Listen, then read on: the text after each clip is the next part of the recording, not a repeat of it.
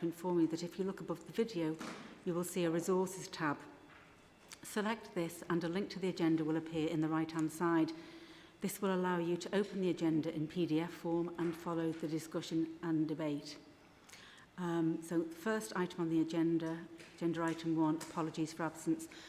We do know that Stuart Whittingham is not well and he's been deputised by Chris Jones. And so they're the only two people that I know that have given their apologies. Does anybody know of anybody else that's given apologies at all? No? Okay, thank you. Agenda item number 2, member declarations of interest. And I'll invite members to declare any interest in association with any agenda item listed. So are there any member declarations of interest? Thanks, David. Yeah, I'm not sure whether this is necessary or not. I'm a member of Merseyside Pension Scheme. There's no item, but it is referenced in one of the items at least. So.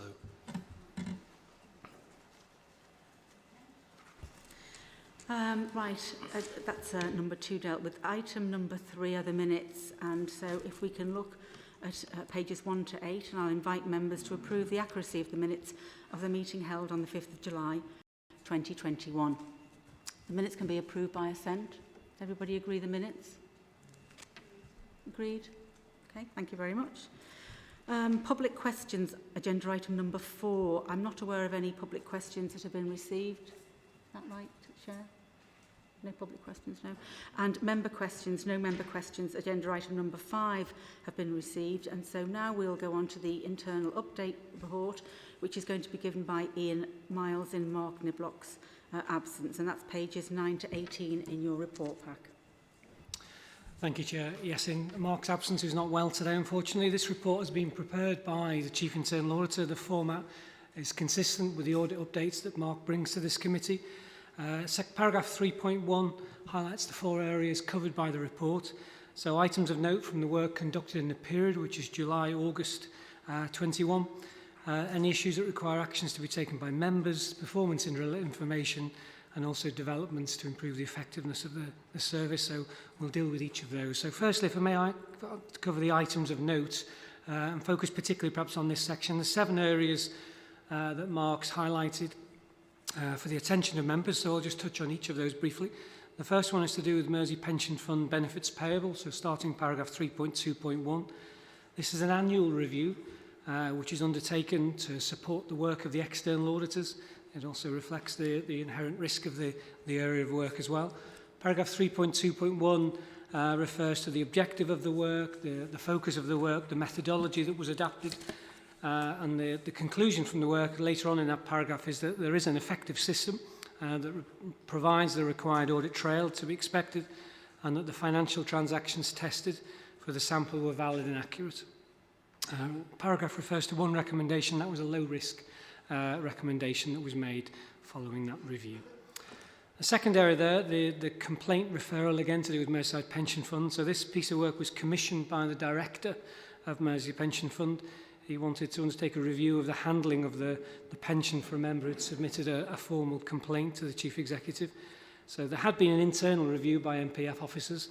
We undertook an internal audit review of the issue as well, and that has resulted in various areas in terms of training, some revisions to the processes, and a number of audit recommendations.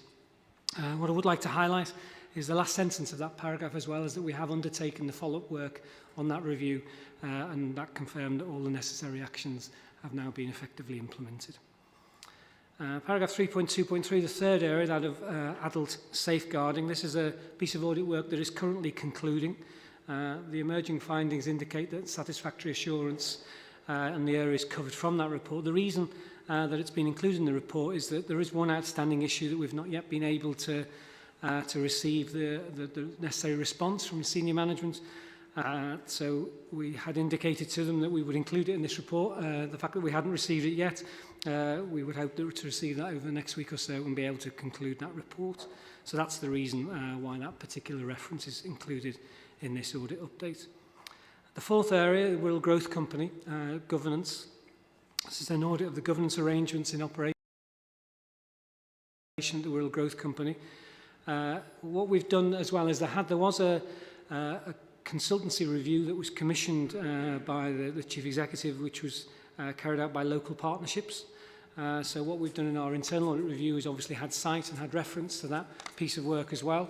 And in paragraph 3.2.6, it highlights the issues from the governance review to date, both issues from that local partnerships review and also from the internal audit assignment as well. So those are the recommendations identified in paragraph 3.2.6. That report is about to be the draft of that report is about to be finalised as well. The next section deals with the planning services review. This is focused on section 106 arrangements. As it says in paragraph 3.2.9, that the conclusion from that review was that there was a lack of a comprehensive and an effective system for recording section 106 monies, and that there weren't sufficient policies and procedures in place for managing and delivering on all those section 106 agreements. Again, I'd like to highlight there is a new system which is due to come in January 2022, which will provide an automated system which will pick up some of these issues. But also we have an action plan that's been agreed with officers for interim measures to address the points that were raised in that review. The next section deals with the corporate governance group. This is just a paragraph really just to highlight the role of the corporate governance group. We will be taking a report on the role and activity of the group. One will be taken to this committee twice yearly, and the first one of those will be reported to the next audit committee in November. And then the final area of note is linked to the best value inspection that members will be aware took place at Liverpool City Council. Clearly that identified some significant action and learning points for that particular council.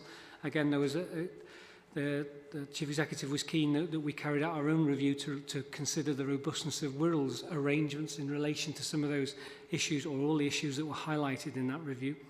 And again, we've been able to seek assurance about the effectiveness of the arrangements that are in place, that our systems are robust, and together with the planned improvements that the report refers to, would prevent the significant issues that arose at Liverpool from arising at Wirral. It does refer there to 22 actions. I would say that none of those were high-risk recommendations. Those invariably related to areas where officers were either in the process of implementing that particular action or it was an area that had already been identified by the service there as well. So then there were no high-risk recommendations that arose from that review. So I wanted to focus in particular on those items of note that Mark has highlighted for you. In terms of the other areas we flagged in paragraph 3.1 earlier, paragraph 3.3, there are no issues requiring action by members at this stage. In paragraph 3.3.1 and 2, we've just highlighted that the reporting that we have for any outstanding items through our Power BI dashboard reporting on a monthly basis. So if there are any significant items that were slipping, we would bring them to members' attention. And the final couple of sections, section 3.4 deals with the section's performance indicators, so there's no particular issues that we were seeking to raise with you at this point. And then in paragraph 3.5, it highlights the internal audit work that is planned for quarter 3 and quarter 4. And there is one final section, paragraph 3.6, the internal audit developments. And this really is just recognising that we do aim for continuous improvement. There's always further areas that we can develop the arrangements that we have in place. So paragraph 3.6.1 just highlights some of those areas where we're continuing to seek to develop the arrangements that are in place. Happy to, Chair, to take any questions. So does anybody have any questions for Ian?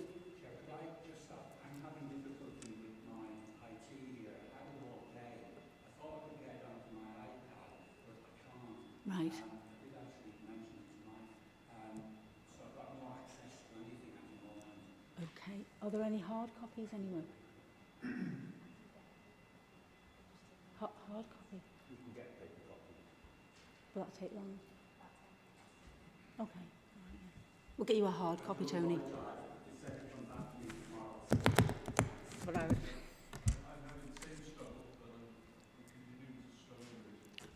Two? Thanks, Lord. Sorry, what do you think, Colin? Pause the webcast or carry on? I suppose really they can't vote on anything unless we've discussed it. So pause the webcast. Yeah.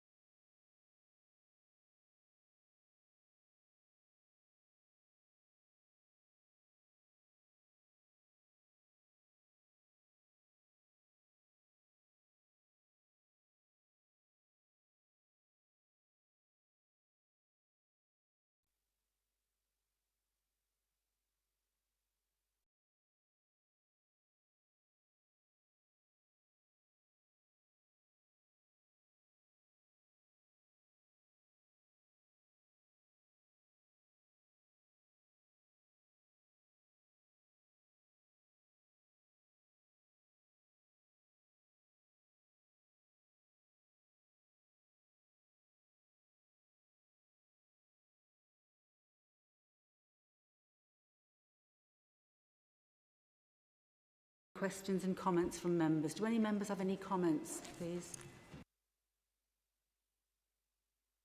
Stuart first, Stuart Kelly, and then Jenny Johnson, and then Ian Lewis. Just two points I just wanted to pick up. The business about the adult safeguarding clarification. I mean, I appreciate there's a run-in, isn't there, to the production of these reports. You know, we have them a week. You guys probably have them a week before they get on the agenda, so that's at least 2 weeks. And I'm assuming that when the report was drafted and you went back to social care to say, you know, we want this clarification, that would have been 3, possibly even 4 weeks. So as I'm reading it, there's probably at least 3 or 4 weeks where you've made a request for clarification on an important point and not received it. It doesn't strike me as good, that. And no one's shaking their head to say, oh no, you've got it all wrong, we only asked them yesterday. Will this be on our agenda for our next meeting so that we can get the clarification and the reassurance that obviously we need for safeguarding? Can I come back on something else, if maybe the Just to clarify, it is not just a few weeks that we've been waiting for. So the report has not, I think we're trying to finalise that finding and then issue the report. We wouldn't normally bring something to you where it's unfinished. It's because, you know, we've not been able to get the reply from senior management to date. That's why it's on the agenda. So we hopefully will receive that as soon as possible. We'll finalise that report, and what we would typically do in this update is to summarise the findings from that report. So certainly I'm sure in Mark's next audit update report he'd want to feed back to you in terms of the outcome of that particular issue. Okay. It was on a different point. I don't know whether you wanted a general debate on what's just been said. We are discussing agenda item 6, so is it relevant to agenda item 6? Yeah, that's fine. Okay, so on the safeguarding issue, presumably if we leave that there then, and wait for the next update, it still doesn't strike me as overly satisfactory. Nevertheless, I'll move on to the second point, which was on the planning services, the Section 106. I mean, from a planning, having served on the planning committee for a long time, I'm conscious that a lot of our 106 agreements are to do with, for example, a contribution towards affordable housing, for example. So when we do that as a committee, we put an obligation in and we expect 40,000, 6,000, whatever, for affordable housing, for traffic or whatever. We sort of leave it there and assume that money is then going to be allocated correctly and used correctly in good time. Is what's being said here that we're not managing and delivering on Section 106 agreements? Or is what's being said here, we just don't have an audit trail for it? I mean, have we gone any deeper to find out, here's a slug of money that was, you know, put aside for a contribution for affordable housing, for example? Are we able to show that money was used for that purpose? Because it's coming from the developer, this, isn't it, this money? This money's coming from the developer in good faith for us to deliver something in the public realm as an obligation that they've freely entered into. And committee, councillors and developers, architects and the community will have an expectation that will take place. You see, it's difficult, isn't it, to follow 106 agreements in any of Share's reports, because they will end up in a reserve and only ever be reported at a high level as other, because the value of them will tend to be less than 100,000, won't it? You know, in general. It'll be other reserves, and it'll be 106 this and 106 the other. And I don't know from this whether the 106 reserve is being applied against the things that we've asked it to be applied against. I think through you, Chair, just to say, I think that the issue here is partly completeness and consistency. So there are several examples of where there are solid arrangements in place where Section 106 agreements are being recorded and are being monitored. But in overall terms, there isn't a system that is fully comprehensive, or we could take assurance records all Section 106, or that all are being managed in the way that you would expect them to be. So hence there were a number of recommendations arising from this report which are important, and which we have received an action plan from officers, and we are following up the response to those actions. Thanks, Steve. If I could just come in as well, because I'd picked up on that, because Stuart and I are both on the planning committee, and I do know in the past that there have been Section 106 agreements which don't just cover the building of social housing, but also conditions appertaining to I suppose large developments, but smaller ones as well, where there are specific conditions for the granting of the planning permission, and those 106 agreements, to some extent, if they're not carried out, then the planning permission, I don't know if it's correct, it wouldn't be relevant, would it? Because one of the conditions of the planning permission is that the 106 agreement is adhered to. It's not necessarily building properties, it can be for any other aspect of the granting of the planning permission. So it is important that the 106 agreements are audited and carried out and monitored, so that when somebody is granted planning permission, they have fulfilled that contract, if you like, to do that work, whatever it may be.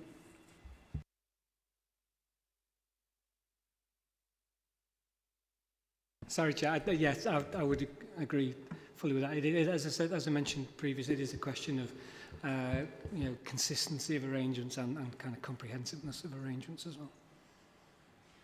I appreciate that the report says that we're buying a new computer system, which is always the answer to most of these things, and we're going to follow it up with further audit work in February. Does that mean that everything that's currently in the system as a 106 is going to be put on the new system? Or is the new system only going to be used for new 106 agreements? So we're going to hope for the best with all the rest that we've got in the system. Again, through you, Chair. Yeah, I confirm that the new system will cover all existing Section 106 agreements, and clearly there is work going on at the moment to make sure that if there are any gaps, they're being filled. Jenny and then Ian. Thank Anybody you, else Chair. after Jenny and Ian? Tony, okay? In that order. Yeah, thank you, Chair. 3.2.6 about Wirral Growth Company. You've given a lot of high-level rather than vague sort of commentary there about the key issues from local partnerships and internal audit assessments. I'd like to know what are the monetary risks associated with WGC from your perspective, please. And I would ask that when the report is produced for the committee, that it links very clearly both to the local partnerships and to the internal audit assessments, because at the moment it's very vague what you've produced for us there. Thank you. Through you, Chair, just in terms of the report is a report on the governance arrangement, so it's not a report that's seeking to particularly pick up issues of detail around specific financial levels, so I'm not really in a position to be able to give a detailed response to that particular question. It is very much at the kind of higher level governance arrangements that we've looked at in relation to our own review, and also some of the looking at those issues coming out of that local partnerships consultancy review as well. Just to come back on that then, within governance, obviously financial governance is a key component of this. And so I would ask particularly for us to consider what is the financial governance that we need to be considering if we're looking at it from that perspective. Thank you. Chair, yeah, I'll make sure that issue around financial governance is picked up as that work gets finalised. Just on that one, did you want to make any comment on that, Chair? Because I know the Wirral Growth Company's accounts are due to be audited, aren't they? But just to allay Jenny's fears that at some point in future meetings there will be a report on the accounts of the Wirral Growth Company, and Chair will just sort of back me up on. Yeah, thank you, Chair. There was some discussion at the last Policy and Resources Committee about where the accounts would come for sort of agreeing and ratification, and it was decided that they would come to the full Committee of Policy and Resources. So I think it wouldn't be the next one, it would be the one after that that they would need to come to. Ian? Yeah, thanks, Chair. My point or question regarding this is regarding to planning services. Again, following on from what Councillor Kelly was talking about. At the moment, where does the responsibility sit for managing Section 106 monies? So the money comes in from the developer or the applicant. It's banked by the council. Who has responsibility within the organisation for making sure that money is spent on the purpose that the condition required? Where does that responsibility sit? Clearly, you're absolutely right. It's an area that touches on, a number of different departments and needs the kind of liaison of a number of different departments. I think the kind of overall responsibility for the Section 106 has always tended to rest with the planning officers and therefore within that regeneration function. Thanks. I thought you may say that, Ian, and that's really a bit of a concern, really, because where we found in the authority where responsibility lies across a number of departments or functions, very often that means that that responsibility isn't being discharged properly. Hence, perhaps some of the comments in this report.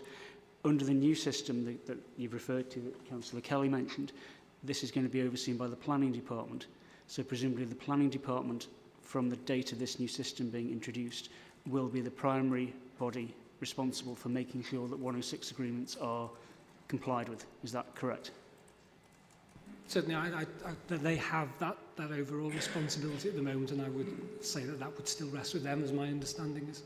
Okay, one final question then. If I, as a member of the public or a developer, wanted to know if my 106 payment had been used for the purposes that you required me to use it for, who would I go to? Where would I get that information?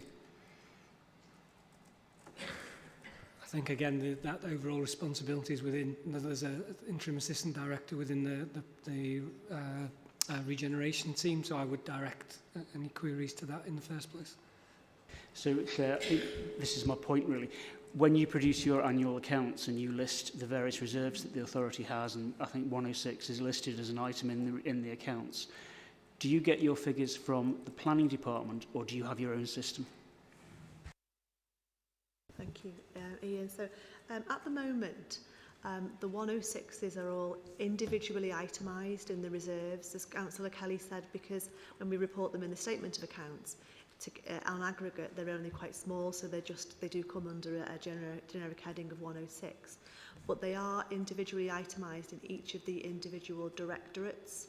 So, as Ian quite rightly said, the majority of them sit within regeneration, but there are some, for example, within neighbourhoods where there is some sort of community, centre sort of, or some sort of community benefit from the 106. Now, this year, they are all being reported individually via the individual policy and services committees. So there's specific oversight of those. We haven't done that before. We've tried to provide more oversight, as I said, to the committees. So all the reserves are being provided individually to all of those policy and services committees. So all the committees have oversight of those. In terms of finance, we do maintain our own system of what we keep in reserves, so we can track what's been spent and what's still available. And if an FOI request comes in or some information would come in, we would then triangulate that data with, as Ian says, the Regen and Growth Directorate, who kind of hold the data on when the 106 section agreements have come in and what the purposes were for, to make sure that they have been used for the correct purpose. Okay, thanks. My very final point then, this does sound like a bit of a recipe for confusion to a layperson. If I, as a councillor, wanted a list of all the 106 monies that have been received but not yet spent, are you saying that I would have to go to each individual directorate, or would I come to you? Yes, there will be one coordination point. So either I would coordinate that from a financial perspective and check it with the regeneration and place, or they would be the lead directorate as being responsible for 106, and they would check it with myself to make sure that their figures were all correct. Just coming up, just following on from what Ian said. So if there's money in reserves for individual 106 agreements, you would know or you should be able to find out if a certain amount of work has been done appertaining to a specific 106 agreement, because there would be money drawn down from that 106 agreement. So you could then go to the department and say you drew down £50,000 for X, and then you could check that X has actually been carried out. But it is confusing, isn't it? Because you've got planning and you've got finance dealing with the same thing, really, haven't you? But yes, Chair, you're right. I mean, because they have to be, they're quite rigorous in terms of what the 106 agreements are for. We do have to keep a record of what they have been spent. So we would have to coordinate that across the whole of the the directorates who have responsibility for the 106. But we can provide that information if it was needed. Yeah. Okay, final then. I keep saying final. It's never final. In terms of transparency, then, from when we have the new system in place for, is it February, I think you said, did you? Next year. Where is that going to be reported to? Is that going to be reported to planning, or is it going to be reported to P&O? How will we see how these 106 monies are being spent or how they've been held? My advice would be it would come to P&R from a financial perspective, and that we would pick it up either at the regeneration committee, so economy, regeneration and place development committee. So it would go to them as part of their overall budget monitoring report, or their sort of monitoring performance and monitoring report, and then it would come on to P&R as being kind of like the sovereign council. What might also be beneficial is we're actually compiling some performance dashboards as well.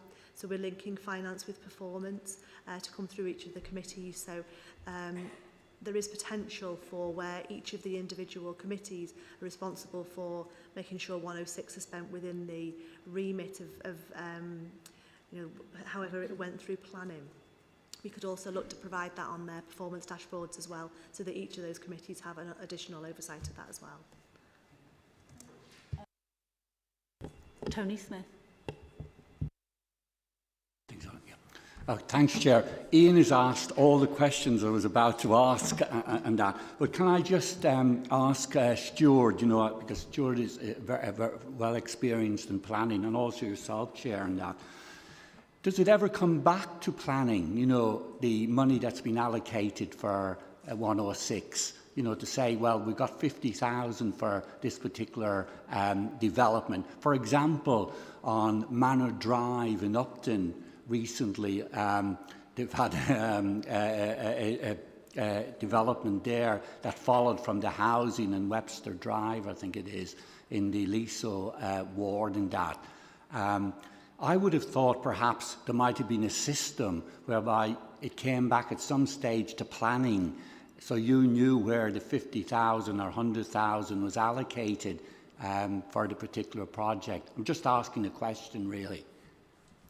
But I agree with everything that Ian said, and I would also say that it sounds very much to me that it's been a manual system, and that everyone has done their own little thing and that, and I'm amazed it hasn't been automated by now, something so important as that, really. So I would imagine lots of departments have been picking, doing money, or using it or not using it, as the case may be. So hopefully, when it does, is it 2022? It's going to be, can we not get that done quicker? And that. So back to you, Stuart, just to ask that question, really. Gosh. The simple answer is no, isn't it? Because from the Planning Committee's point of view, it will have discharged its function by approving a planning application and taking on board whatever has been said by, for the most part, internal consultees. So, for example, highways, housing, or what have you. It would strike me, just listening to the debate, the planning is actually the wrong place to have it. So, for example, if during the consultation period on a particular development, the highways department says we need 40,000 for a crossing here because you've got to put 200 houses there, whatever, then clearly that's a sum of money that's been requested by highways, isn't it? So when the planning, when the 106 is then signed and the planning permission is granted, the planning department has discharged its function, as far as I can tell, because at that point the 40,000 will have been paid to the council bank account, but it ought to be allocated to the officer that asked for the. That strikes me as as where it should go. You know, that strikes me as the way it should work. That whoever asks for the money should be the officer that's responsible for spending it. You know. I think what we've gleaned out of this really is that there's a 106 agreement to build a pedestrian crossing or whatever, and the developer pays the 40,000. It goes into the council's bank account into reserves under section 106 for XYZ. But then what we don't know is how long that money stays there, and if the development is finished and the crossing never gets done and the money just sits there and nobody in planning follows up on highways or whatever that the crossing was done, and finance still sit on the money. But it's not just that. There are conditions that are levied on a section 106 that are not financial. Or they might be, but it's not where the developer has to lodge a sum of money. It's just that they have to discharge certain conditions. So I think that's probably something that needs to be looked into, not just at this committee, but on planning and regen and all the others, really, isn't it? I mean, we have assurance in the report, don't we, that there's going to be a new system and that there's going to be follow-up audit work in February. And I know it feels as though it's a long time away, but Christmas is just around the corner now, Tony. So presumably at our February-March meeting, you know, even if it goes well, it'd be nice to have a report maybe to say, you know, there was some debate. There was some debate at the back end of 2021 on this. We've audited it and it's working like a dream, even if that's what you're putting in. So it might not be by exemption, but it's certainly a report back on the issues and concerns that we have following the audit in February. Would that make sense? Yeah, I'll ask then if you can prepare a report for February to see how the new system's going and address the issues that myself and Stuart and Ian and also Jenny have brought up. Okay, thanks for that. Does anybody else have any other questions? Oh, Kate, yeah. Thank you, and thank you for the report. Just down to 3.5.1, I think I'm just a little bit concerned for your department. That's 15 audits planned work for Q3 to Q4. So I think I was just seeking assurances that that's doable. I'm a bit concerned about you. And also going back to Councillor Kelly's comment earlier about the safeguarding, I didn't want, it sounded a bit like we were the only body here that oversaw that, and I wanted the public to be reassured that obviously that will go to the Adult Safeguarding Board. So we obviously, you know, also get fed in, but obviously I didn't want the public to think that that wasn't going anywhere, and it certainly will be overseen by the Adult Safeguarding Board. But my main question was about, is that okay? It seemed like quite a lot. Thank you. Thank you for your concern. Yeah, I mean, I think the thing to point out is that in terms of those audits that are listed there, some will be a kind of relatively high level, some will be a more detailed review. Certainly in terms of, you're just picking on a couple at the end there, climate emergency arrangements, local plan, that's very much from the point of view of these are risks that are included in the corporate risk register, having a look around what are some of the mitigating arrangements that have been put in place that are identified in the corporate risk register, and looking at the progress in relation to them. So yeah, these are all areas that we are planning to look at to some degree over those 2 months. Does anybody else want to ask any more questions about agenda item 6? No? If nobody wants to ask anything else, what I'd like to do then is to move that the Audit and Risk Management Committee notes the report, and could I ask for a seconder? Also, in addition to that, if we could be noted that we'll request a report that we have an updated report on the Section 106 audit details and the new arrangements that are coming into place in February at the February Audit and Risk meeting.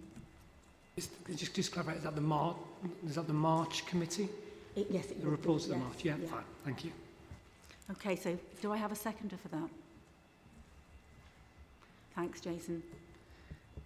So that's agenda item 6. We'll go on to agenda item 7, which is the corporate risk management update. And once again, Ian Miles is standing in for Mark Niblock to give this report, and that's on pages 19 to 30 in your pack. Thanks, Ian. I'll take this one, Chair, if that's okay. That's okay, yeah. So thank you for that. So, yeah, members, this is the general sort of progress update report on what's happening with the corporate risk register that comes to every committee, just to keep you updated on how things are progressing with that and new initiatives that we're putting into place. So since the last meeting of the committee, quite a few things have taken place since then that actually have an impact on the corporate risk register. The first one is that the council's refreshed Wirral plan was actually agreed through at full council on the 6th of September.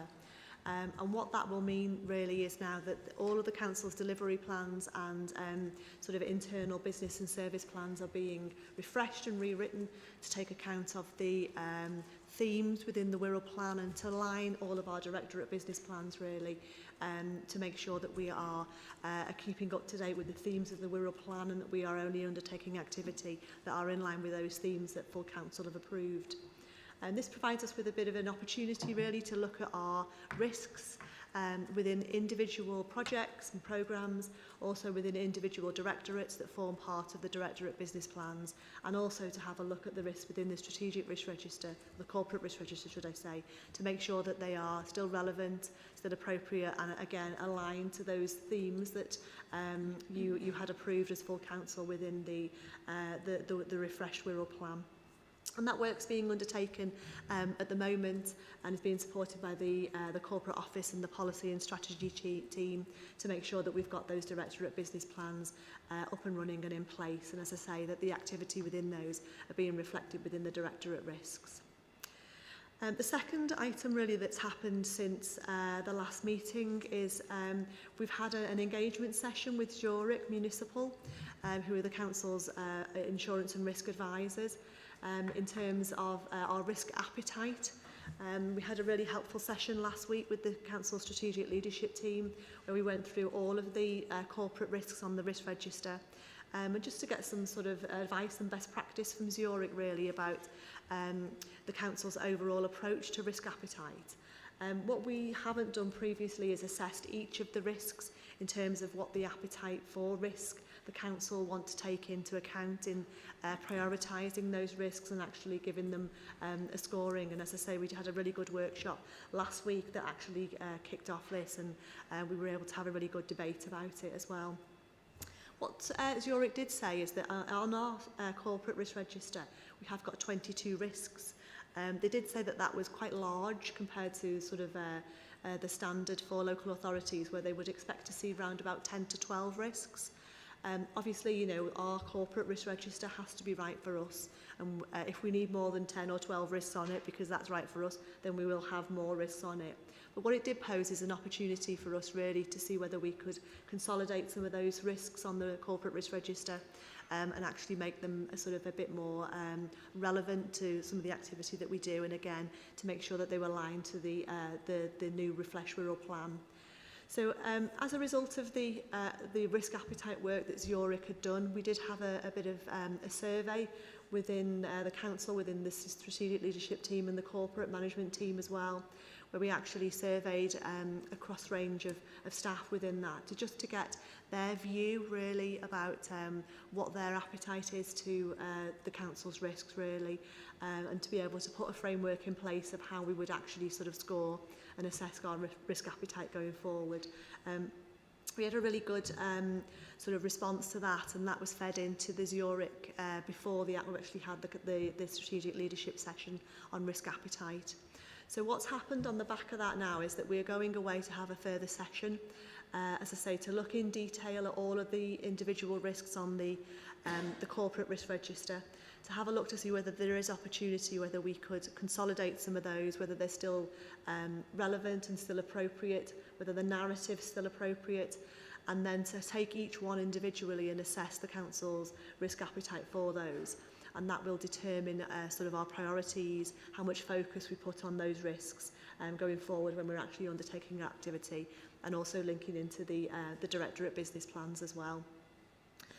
The outcome of that then will be presented to the this committee subgroup. So you'll be aware that there is a risk subgroup of this committee, and that next meets on the 2nd of November. So we will bring that to that subgroup and seek the views of that subgroup as to whether they think the risk appetite that we've assigned is quite right.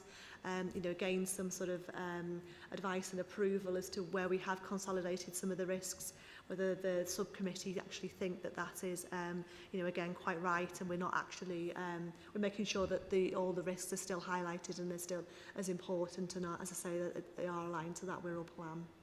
And then that will be brought back to the next report of this committee, the outcome of the workshop that we have with the risk subgroup. And then finally, the corporate risk register in advance of that sort of session with Zurich has been revised and reviewed. And I think members were concerned at the last meeting that some of the scoring hadn't been fully completed. So all of the risks have been scored now. The narrative has been updated, and that corporate risk register, as I say, is presented within the report. As it stands before, as I say, we had that workshop with Zurich. So it will change. And as I say, next time we meet after the workshops met with the risk subgroup, we'll bring that corporate risk register back for approval through to Audit and Risk Committee at the next meeting. Thank you, Chair. Does anybody have any questions for Cher? Stuart and then Jenny. I have a question or point to make in a moment, but just picking up on, or just responding to what Cher said about reducing the number of risks, because you think it's too big, by consolidating. I guess there's a danger, isn't there, with consolidation, that the headline risk description is just mush. You know, it's just generic, and it loses something in the description as to what it is you're attempting to do. I mean, there might be 2 or 3 here that you could just say finance, but we haven't. We've talked about resilience, we've talked about demand management, we've talked about the directive money. So all of those things are specifically picked out. Is that what makes it long? The fact that we haven't got generic headlines for our risks? I mean, I haven't seen on other councils, or maybe I should have done some research. I haven't seen on other councils risk register. So I don't know what these short ones that Zurich think are fantastic actually look like, and whether they're actually telling me or anybody that cares to look at the corporate risk register what we think the risks actually are. So just you know, that's my view of consolidation, that there's potentially too much danger there. And I'd also noted in the report, so that it wasn't picked up in the narrative, Cher's introduction, that you actually want to add another risk to it, which I don't know whether we're backing off that now that Zurich has said, ooh, it's too long, you know, you just want to make it longer. Because the issue over recruitment and staff shortage and our ability to manage, we're talking about planning, we're all aware of the growing backlog of planning applications, you know, and our ability to deal with that. And it is a risky situation, because you end up in government's, you know, in government sites and intervention and things like that. So that's my reaction to the idea of consolidation and long or short lists. If it goes on 3 pieces of paper, there's about 30, 25 to 30, that strikes me as right. But I wouldn't want to come to the next one and find there's 10 and it's just mush, you know, and I just can't see what it is we're talking about. Perhaps if we get a response to that, and then I can ask the question I wanted to ask. Yeah, thank you, Councillor Kelly. Yeah, I mean, you know, as Zurich had kind of said, you know, in general, it's sort of 10 to 12 risks for local authorities. As I said before, you know, it needs to be right for us as our council. We shouldn't just go with the benchmark. You know, we should do what we think is right, and if we need more risks than that, then that's fine. You know, if the committee think that we do need to have more focus in specific areas, that's okay. And what they had said is, there is an opportunity to look to see if we could consolidate some of the risks. Excuse me.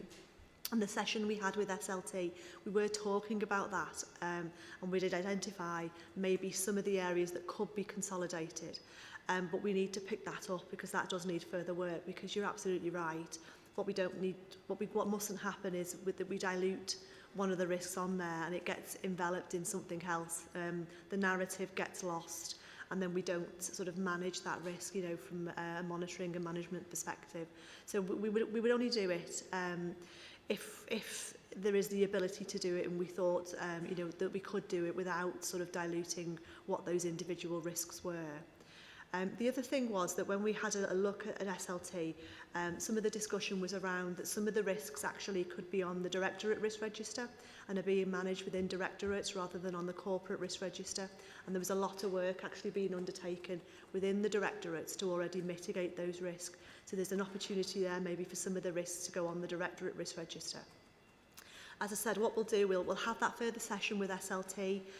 Though the outcome of that work will then come to the risk management workshop subgroup that you have on the 2nd of November, and then that will give an opportunity for yourselves who are on the working group just to have a look at what the recommendations are following that Zurich session. And again, you have the opportunity there to challenge that, and if you didn't feel like if we had consolidated any and you didn't feel that was appropriate, then we could have that discussion and then potentially pull them back out.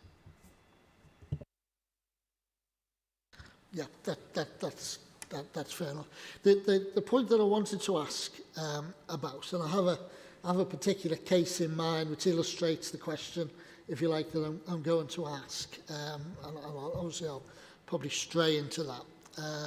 But the question is, what is the process should any of the risks materialise? Because these are all big risks, these are all corporate level. So if any of them materialise, then there's general interest, press interest, is the least of our problems should a risk arise. Now, the example I have in my head is press reports of child neglect, which has been to court, and the judge has made some remarks about the conduct, if you like, of Wirral Children's Social Services, and I'm sure Children's Social Services as a committee and a department will want to look at those remarks and what went wrong. However, when I discussed this with my group spokesperson on that committee, he was wholly unaware that there was a problem, that a risk, if you like, safeguarding in this case, had actually materialised, and read about it in the press. And I just think, that this is what got the bee in my bonnet.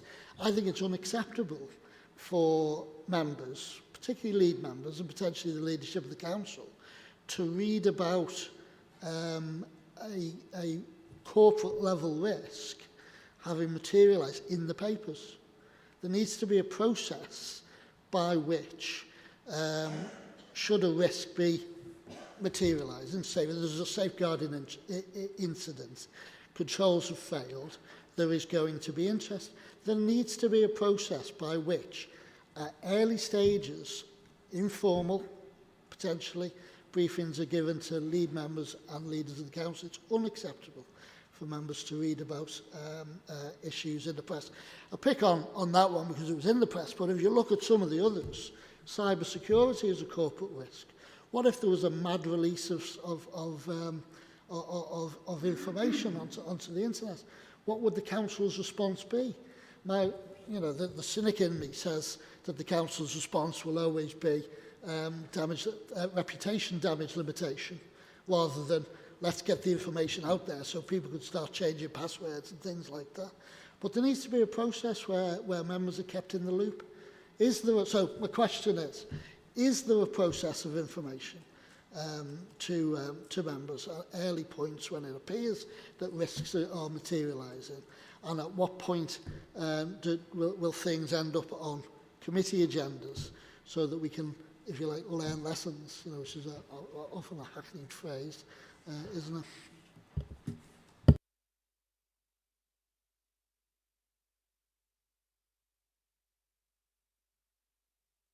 Okay, thank you, Councillor Kelly. We were just wondering about the responder.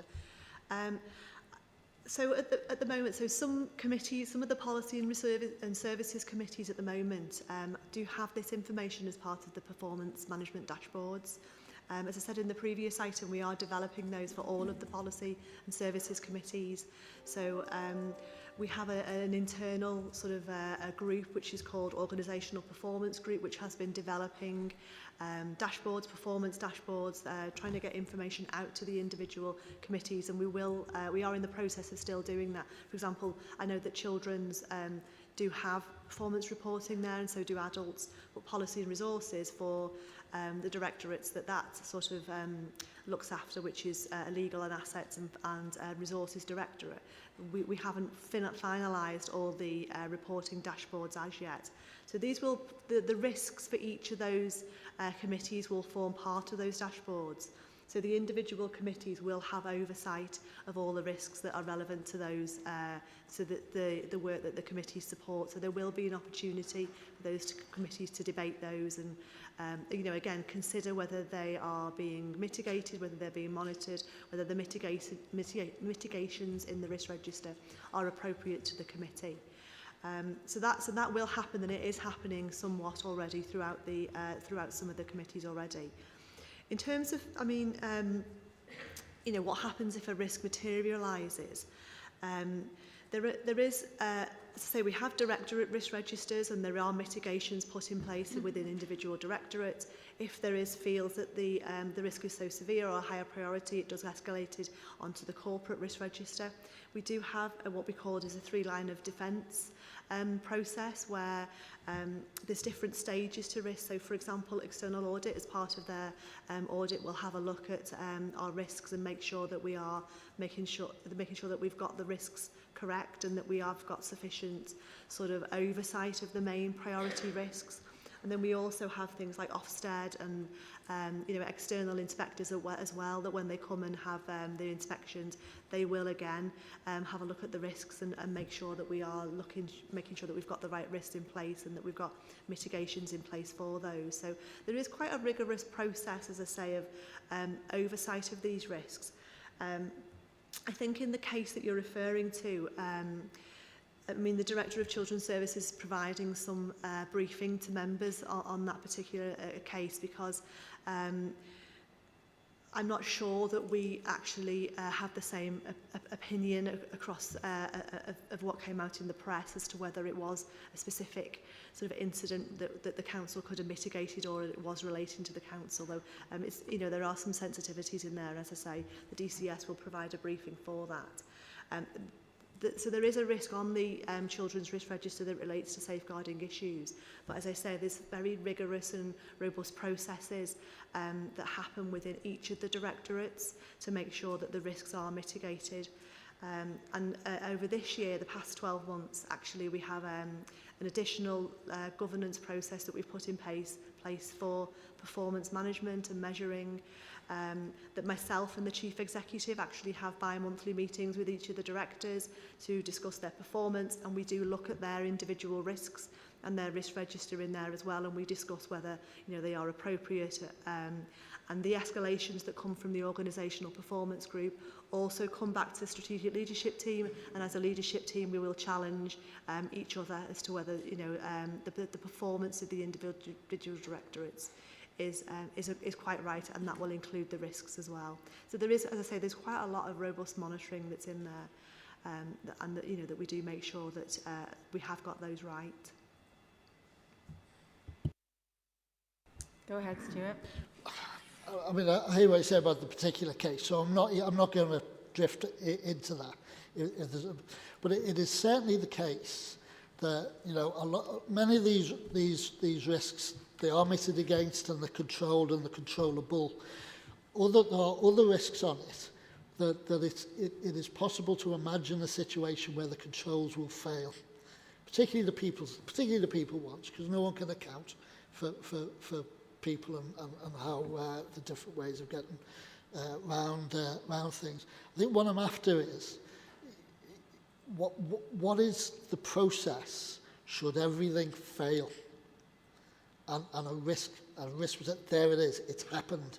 There's an incident, whether it's IT, safeguarding, others on health and safety, for example, that's there, you know.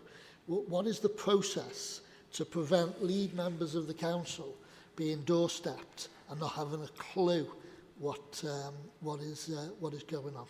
That's the concern of the member side. You know, I appreciate there's a process where we get reports, you know, but there's also a process where people can be leader of the council, leaders of the political groups, the lead members, can be briefed that something has happened, it's coming down the track, and you need to be aware of it. I'm not saying tell me, you don't have to tell me anything particularly. God, the less I know, possibly the better. But certainly lead members, chairs of committee, lead spokespeople on committees that where a risk and its mitigations, robust as they are, have failed for want of a better word. And there's going to be a lot of interest. And we've been in this situation before. You know, we know we don't need to discuss individual cases, and we know we are again. You know, it's going to happen. Something is going to happen at some point. We don't know what it is. If we knew what it is, we'd stop it, wouldn't we? We'd mitigate against it. But sure as life follows day, there will be a failure of some controls, and there will need to be, at the end of it, you know, lessons learned and all the rest of it. But in the run-up to that, there needs to be as much openness as is possible, certainly with elected members, so that we can then, you know, decide or advise on our view, you know, on where it's going. So I'm not sure it's that issue that hasn't been picked up in the answer. I think, Stuart, what you're looking for is to ensure that there are robust steps further down the food chain, that all those in charge of the individual directors and managers, I think it comes back to a cultural thing, that people feel able, and we'll be coming on to other things like whistleblowing later on, but that people feel able to have confidence in their managers and directors, that if there are any potential problems, that they are moved further up the line, and that there are systems in place to ensure that happens. That's certainly another issue, isn't it? You know, it's like, you know, who broke it? Wasn't me. So can we bring it? How does it get up? Does it get up high enough? These are corporate risk registers. I think the word you're looking for, the chief executive needs to know Stuart, if anything goes wrong. I think the word you're looking for is accountability, isn't it? Further on the line. Yeah. Okay. Do you want Cher to reply, or should we hear what Adrian has to say first? Adrian?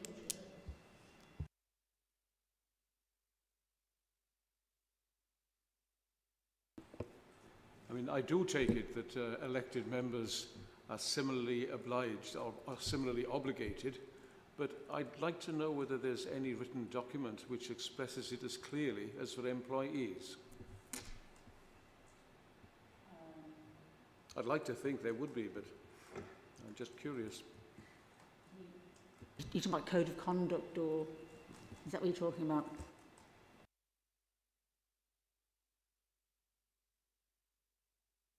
I mean, perhaps it's so obvious that it shouldn't even need to be thought about, but I'd still like to think there was something that was clear. I suppose, yeah, just to ask for clarification, Councillor Jones. What are you saying that, specifically in terms of the corporate risk register, that there's a document where members would review the risk register? Well, I'd just like to know if there is anything. It seems to me that every elected member ought, simply as a matter of good form and honest behaviour, to be above suspicion. But I'm not absolutely sure that that would be bound to be the case right across the country, because one does occasionally hear of things going wrong. I'm merely curious to know whether there is anything that's set out in black and white or are we simply expected to behave ourselves?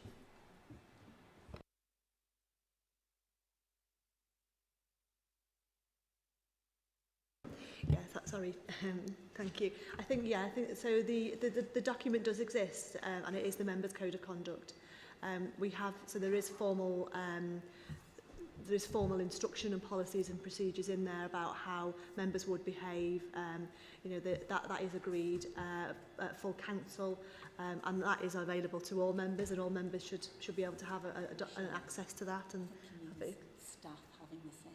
That's fine. If it's simply, if we regard it to be sufficiently covered in the code of conduct, and it goes no further than that, well, I'm happy with that. It's just that it seems so specific and so well written as far as employees are concerned that I just wondered whether there was anything similar. But the code of conduct is quite good enough for me.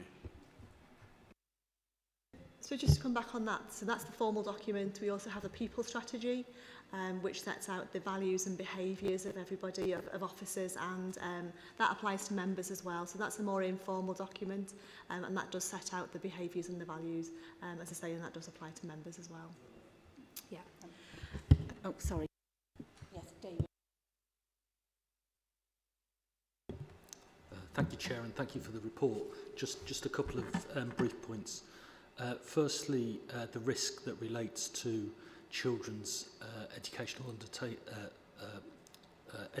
attainment and underachievement as a result of COVID.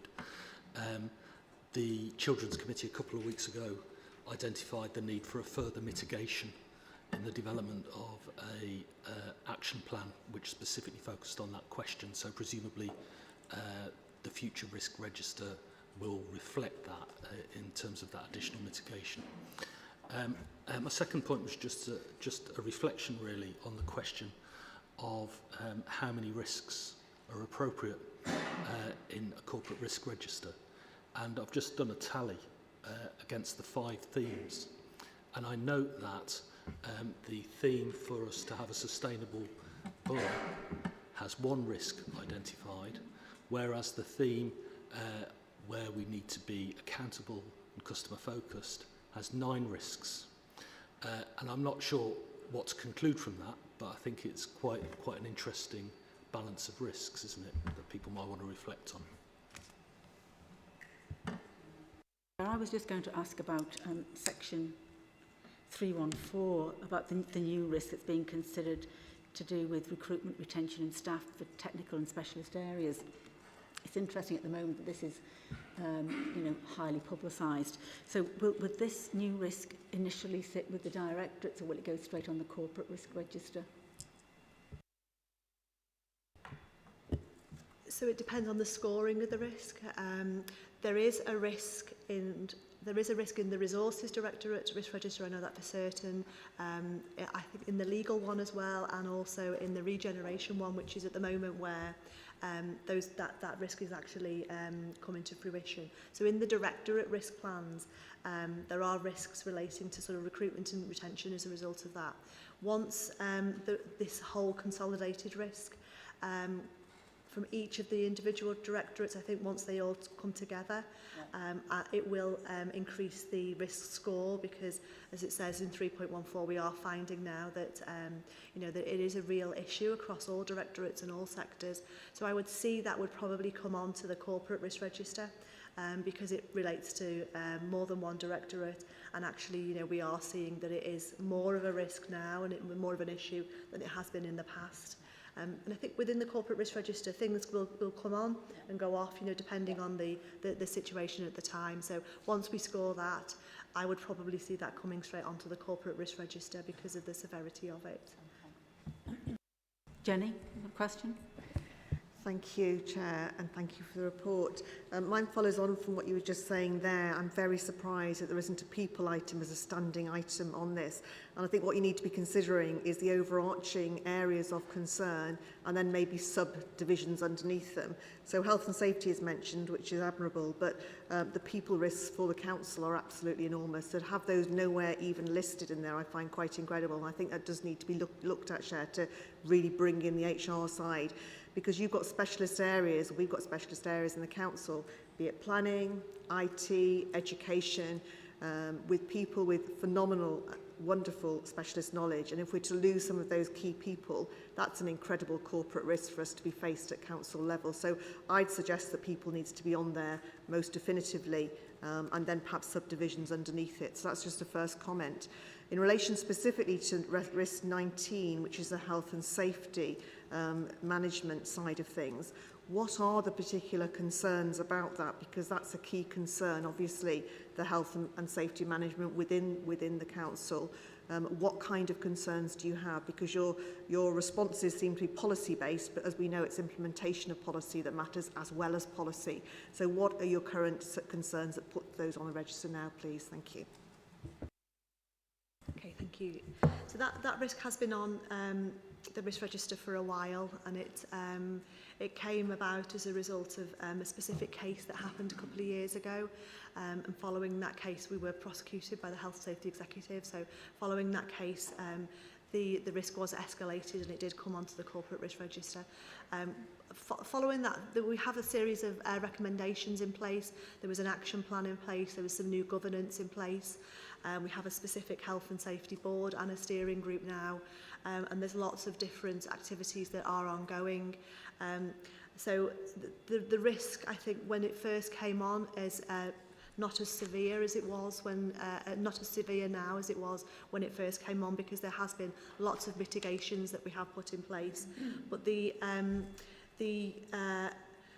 impact of something happening, as Councillor Kelly mentioned before already, the impact of something happening on health and safety is quite severe.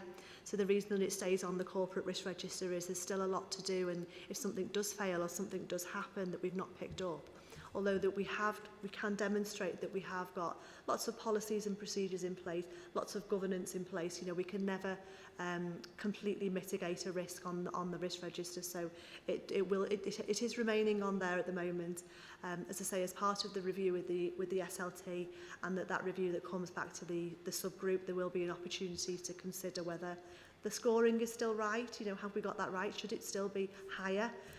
Is there a bit of optimism bias in there, and it actually should still be a bit higher, and we'll be able to provide the evidence, as a result of why we think that scoring is and all the mitigations that are in place. And we can bring that back to the next committee following the subgroup.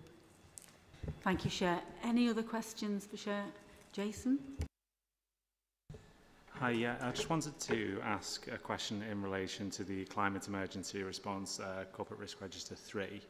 And specifically wanted to ask around flooding. I mean, as the climate changes, we are more at risk of extreme weather events. And on the 9th of September, the Wirral did see one of those events, and the rainfall that fell in what is being described as a 1 in 200 year event, which in my opinion will likely be more frequent. The Council's flood strategy from 2016 has that down as a 0.5% chance of happening, with 1,300 homes at risk. And we've seen reduced street cleaning, we've seen roads resurfaced in a way that exacerbates the problem, gullies that are full and completely compacted, and nothing's done. It feels like we're really ill prepared to cope with the effects of climate change, and by being ill prepared, where there's people were forced out of their homes on the 9th of September. So I guess my question is, why isn't flooding included as a risk or as part of the mitigation in the risk register? Thank you, Chair. And I think this would be part of the review that we actually do. So you're quite right. In terms of the climate change and the incidents of extreme weather happening more and more often now, we are already under a discussion about what that would look like. Should actually we look at that in terms of our insurance cover? Should we put more growth item in the budget to look to mitigate some of these things happening, or to sort of react to the things when they do happen? And the score is 8 within the climate emergency response in here, and with the mitigations that we've got in place, I think there is an opportunity to review those mitigations. As you say, the flood policy, are they right? Do they need updating in response to the incidents of extreme weather now? And that is something that we will be looking at. And as I say, once we review these risks a bit more in detail, we'll bring that back to the working group. There'll be an opportunity there for yourselves as on the working group, just to get a bit more evidence and to have a look at those mitigations and to really take a stock as to whether it is right or whether it does need to be escalated and there is more mitigations need to be put in place. So we will bring that back to you. Thank you.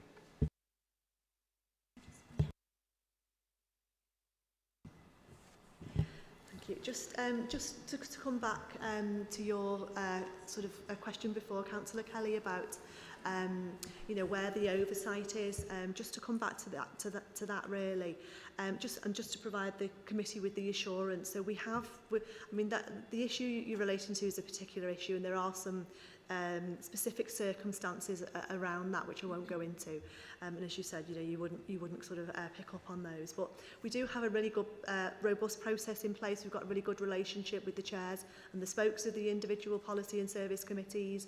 The directors and the key lead officers are in constant contact with them, updating them on anything that happens, and if one of these risks were to materialise, absolutely, the first thing that we would do is speak to the leader. We also have a fortnightly group leaders meeting as well, where we do horizon scanning and we inform group leaders of anything that we think might need to be on their radar, anything that we've picked up in the press, and anything, as I say, that on that horizon scanning that comes forward that might be happening in the future. So we do have that update process with the group leaders, and then again, that process is replicated with the lead officers, the directors, with the chair and spokes of the individual committees as well. So that relationship and that dialogue does go on, and that is happening on a regular basis. So just to provide the assurance that that is there. We do provide that information to them. On a Monday, we have Chief Exec's briefing every Monday morning, which is specifically to do horizon scanning, pick up things that have happened over the weekend so that we can provide that information and escalation if we need to the group leaders or the chairs and spokes then, and also, as I say, anything coming up for the future, so that dialogue and that relationship is there with those. Thanks, Chair. Does anybody else have any more questions for Chair on agenda item 7? Oh, Tony? Thanks, Chair. It's just in the light of what Councillor Brennan said about the Children's Services looking at underachievement during the pandemic and that. I was quite interested in number 11 on SEND and that. And I was wondering if we should be looking at that in some way, particularly in regard to digital poverty here, where quite a number of children, I've been told, didn't have access to the internet and that.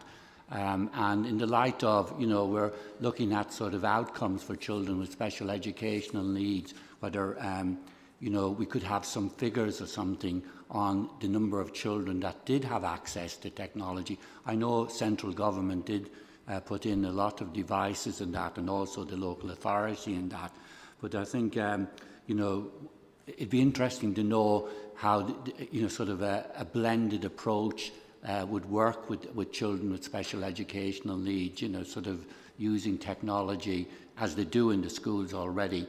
But during that 18 months, whether we've got any outcomes for those particular children, because those are the children we should be really concerned about for the future. Because, it was very difficult for parents to work with them at home and that, particularly if they had only one device in the home and that. So I'm just asking, could we ask someone to sort of look at the outcomes? A number of teachers have mentioned it to me, that it was extremely difficult. And I'm wondering if we have any figures to say whether the slippage has been 18 months or whether, they've made progress using the particular approaches that we had in that. So it's just taking those children into consideration and asking for some kind of feedback on it. Thank you. Thanks, Chair.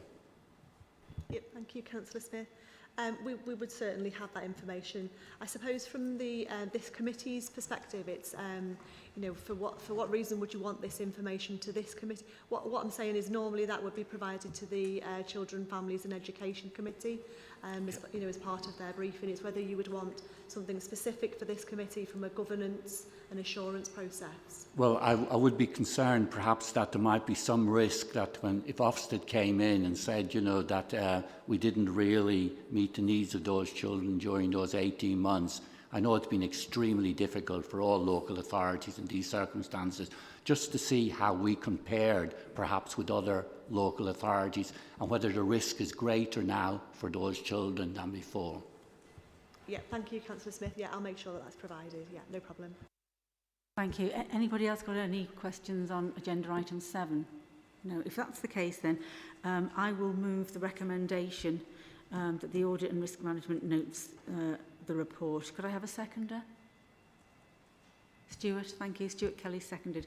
So we'll go on now to agenda item 8, which is the external audit update, pages 31 to 58, and that will be presented by Naomi Poveri from Grant Thornton. Thank you, Naomi.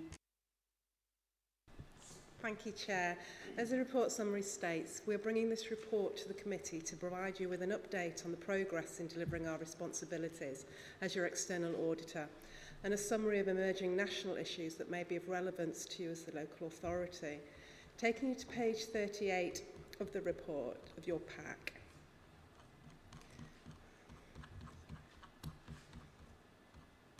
We are well underway with the financial statements audit, and with the aid of improved technology this year, the finance team have been able to share working papers and respond to our queries much quicker than previous years, despite the fact that both the finance team and the audit team are continuing to work remotely.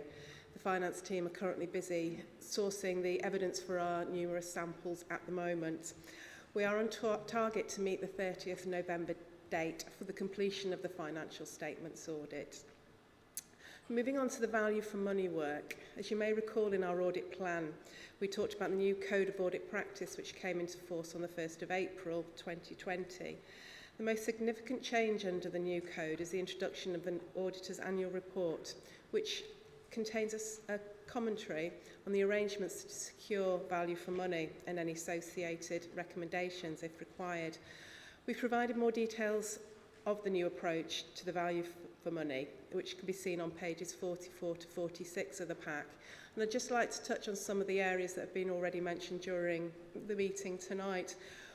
This year we're looking more at the, now we look at the arrangements as a whole, a holistic view of the accounts. So previously, under our value for money work, we focused on the significant risk areas. So hopefully as a committee you should draw some comfort from our annual report as to what we think the arrangements are as in total, and we will draw attention to any recommendations we may raise where there may be weaknesses in any arrangements. So briefly then, moving on to page 39, we touch on other areas of our responsibilities, including the grant claim work, which is due to take place later this year in line with the national deadline. We've continued to hold discussions with the finance team and in particular hold weekly progress meetings with all those directly involved in the audit. We've also held a series of meetings with directors of services as part of the value for money work, as I've already mentioned, to gain more of an insight into arrangements within the council covering the 3 areas of focus: financial sustainability, governance and economy of efficiency and effectiveness in its use of resources. The audit deliverables on page 40 provide you with an expected timeline for our reporting, with the audit findings report due at the next committee meeting in November, and then the new auditor's annual report at the January meeting, following the permitted extension by the National Audit Office. The results of our interim audit work are summarised on pages 41 to 42. There isn't anything at this stage that I'd want to draw to your attention. We've not had to make any changes to our planned audit work as a result of the audit work carried out to date.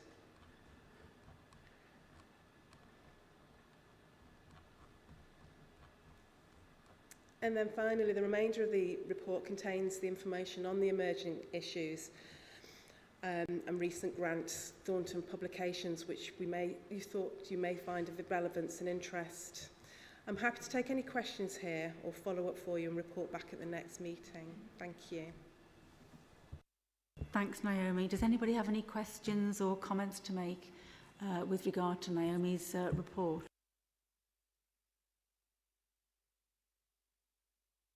Jenny? Thank you, Chair, and thank you for your report.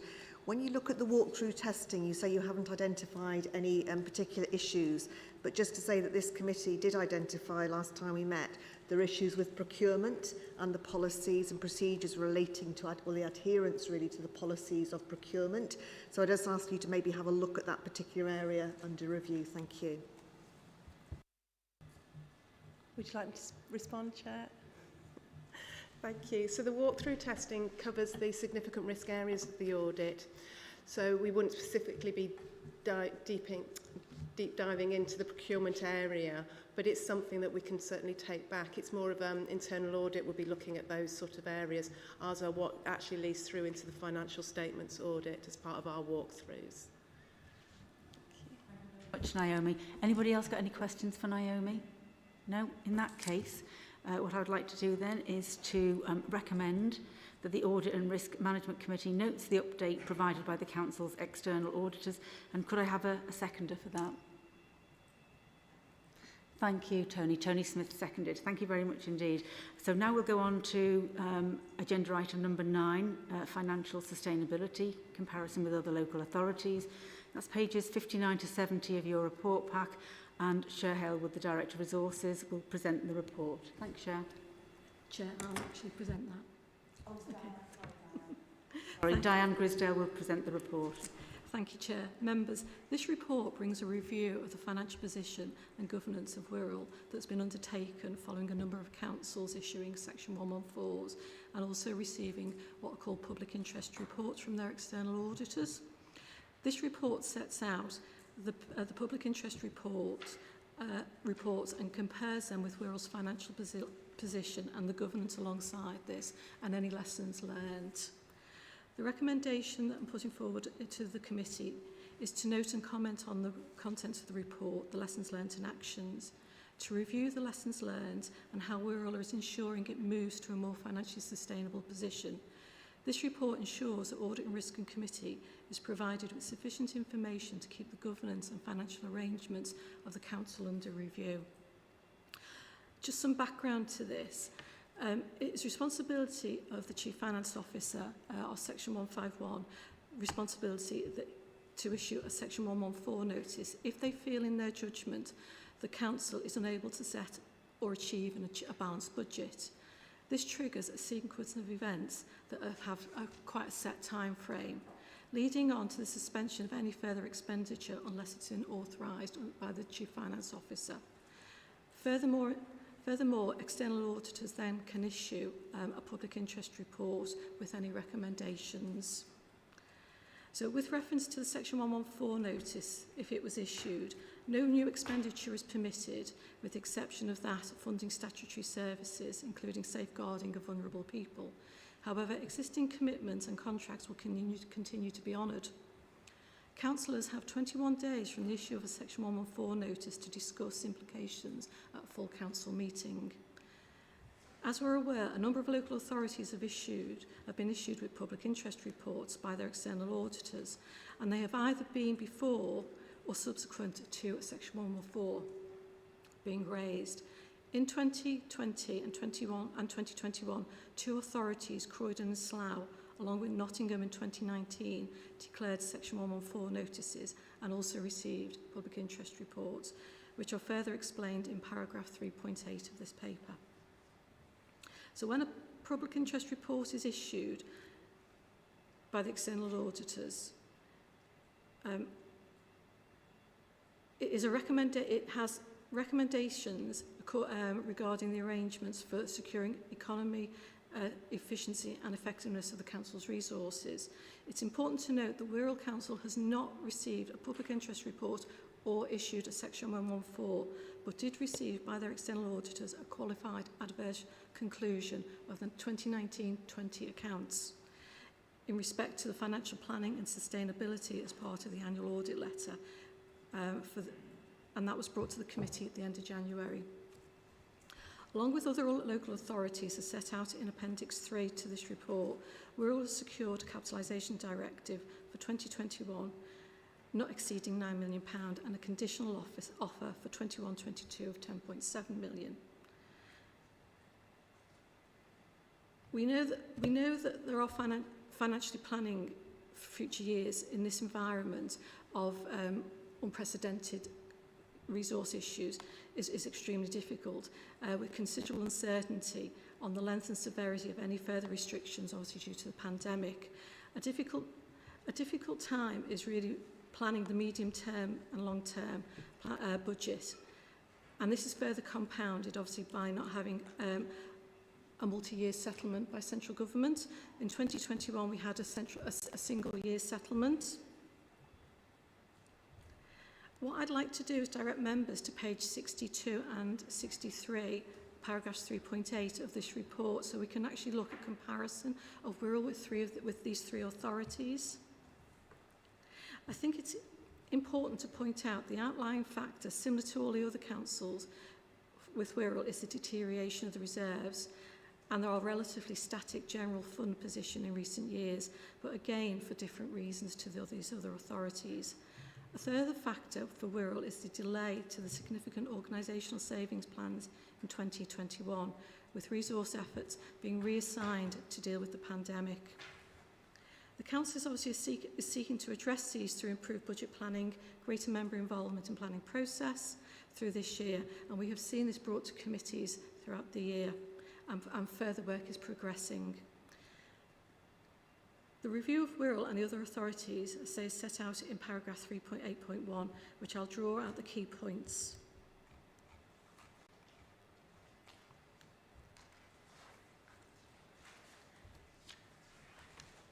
For Slough, they have identified a rather large number of internal control deficiencies and insufficient skills regarding the production of their financial statements.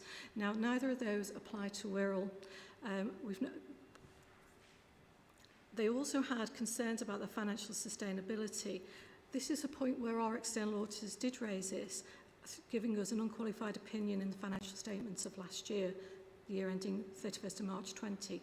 However, they did issue a qualified adverse conclusion in respect to those. They also raised concerns about our level of reserves, which I think has been addressed at this committee, and also policy and resources during the year. Weaknesses in financial governance arrangements, monitoring control of group companies was also raised at a number of these authorities. We have a regular stakeholder and board meetings with our group companies. There's a lot of tight governance around ours, so at the moment we don't believe that is a risk for us, but that can be kept under review. For Croydon, what we saw over a number of years in Croydon was a deteriorating financial resilience. Wirral has also seen a similar deteriorating financial reserves over recent years for a number of factors. We saw Ofsted take another £20 million out of our reserves. I think it was in 2017-18. Yeah.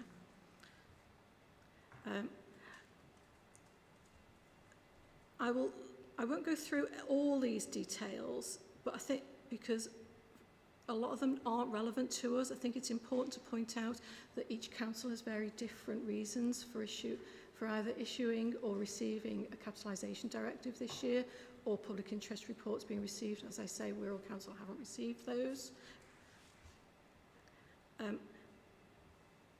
What I'd also like to then refer you to is paragraph 3.8.4, where we have come up with a number of recommendations to look at sort of the items that we believe where we are at risk as a council. So we understand our reserves are low and we need to increase these.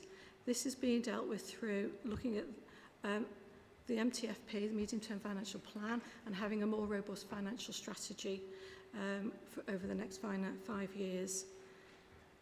Lack of capacity in finance staff to support business.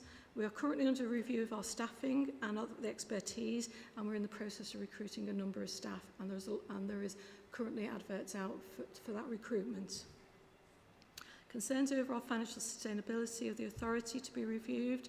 As I say, the production of the pre-budget report leading up to the budget is planned to be produced in October and taken to Policy and Resources Committee with clear requirements on how we will deliver a balanced budget. We will ensure greater financial awareness of the business for the delivery of stakeholders regarding council-owned companies, council-owned boards to ensure their expertise and decision-making is appropriate. So we will review the stakeholder and boards to ensure that we actually provide proper training and dedicated support through business partnering to work with those companies and board members. We will review the capital programme to ensure it's relevant and financially sustainable. A wider review of the capital programme, policy and procedures, including governance, will be undertaken.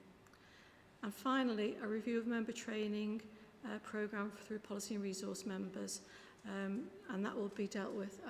In fact, it will be probably more than policy and resources to help them understand the budget process and make the budget process and make decisions about the budget process better. In paragraph 3.9, I've drawn out a table that shows comparison of the three authorities and ourselves regarding the reserves. And as you can see, Wirral Council, these are the figures at last year, excluding COVID reserves, we were carrying reserves of 42.8 million of earmarked reserves, where Croydon and Nottingham were just under 30 million, Slough was significantly lower. General fund reserves, relatively on comparative to Croydon, significantly less for Nottingham, and Slough unprecedented deficit. One thing I have brought out in the final column is the deficit on the DSG, the Dedicated School Grant. This is now a reserve. This is now actually moved into an unusable reserve. And as you can see, Wirral Council's deficit is 1.3 million, Croydon's is 14.5, and Slough, they didn't have a deficit at the end of last year, but they are planning to have a deficit within 5 years of 43 million. I think that tries to show a picture of how Wirral is positioned against other authorities that have had those public interest reports issued. That concludes on the paper, and I'm happy to take any questions. Thank you, Chair. Thanks, Diana. Jenny, questions? Thank you, Chair, and thank you for your report.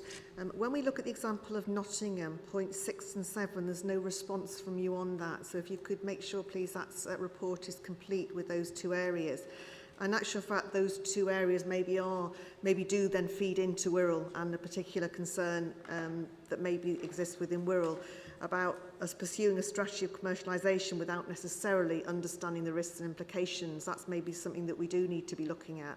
And point 7 there, criticism of councillors' level of experience and expertise, that again probably could equate to an issue that we might be facing within Wirral itself as well. So I don't know what your response is, those to point 6 and 7, particularly of that particular area. And then linked to your recommendations, a second sort of query linked to this, I think we probably need to think about enhancing financial expertise on a wider vista than just stakeholders. Stakeholders sounds very broad. I think there is a whole council and probably members training needed effectively about enhancing and improving financial knowledge and expertise. Thank you. Thank you. Through the Chair. Yes, Councillor Johnson. Just with regard to point 7 and then your last comment, we are aware that training is required, and as part of looking at the budget process for this year, we are looking at developing some training programs, so that will involve members and budget holders. So I'm hoping that we will cover off those 2 points during this year or through to early next year. With regard to the strategy for commercialisation, Chair, I don't know if you've got anything to add to that one. Or yeah, on that one, I would say within a lot of the commercialisation takes place within region. We do have a commercial strategy, but it's about commercial income, generating commercial income. And that's very little in terms of non-regeneration commercial income that we generate. Within Regen, we have a really robust process there in the sense of any time we have a new project or a new programme, we have a new grant within Regen, we have a risk workshop. It's an officer risk workshop, so we do actually pull in the various sections, the different professional disciplines from across the council. Colin is normally on those workshops as well from a legal perspective. So, you know, we do have individual risk registers for individual projects as well. And where we don't have expertise in-house, so for example in finance, you know, we are local government finance professionals, we don't have commercial expertise in finance. Same was in legal and procurement as well. We would go out and procure that external advice.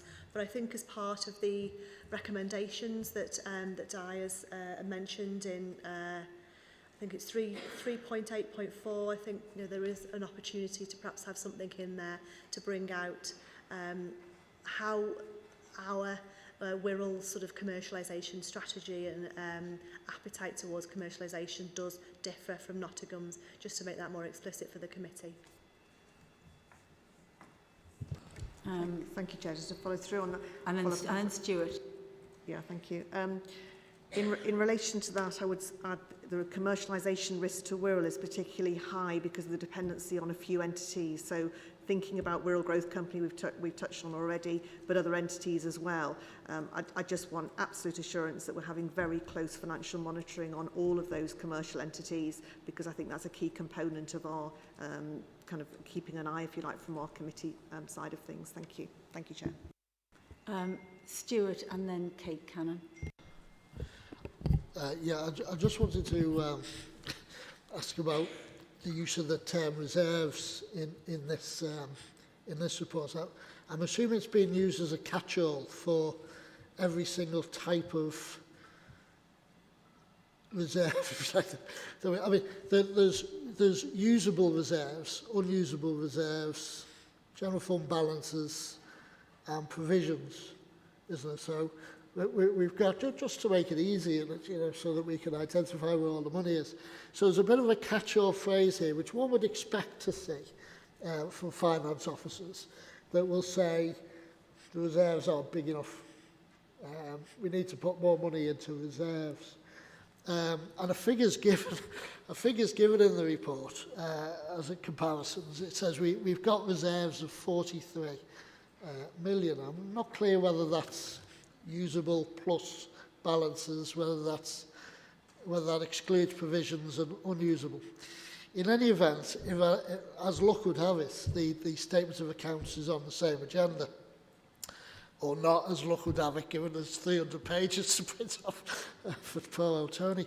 But when I look at the figures there, and I'm probably looking in the wrong place, I know I am, it will tell me that usable reserves have increased from 97.4 million to 150.9 million.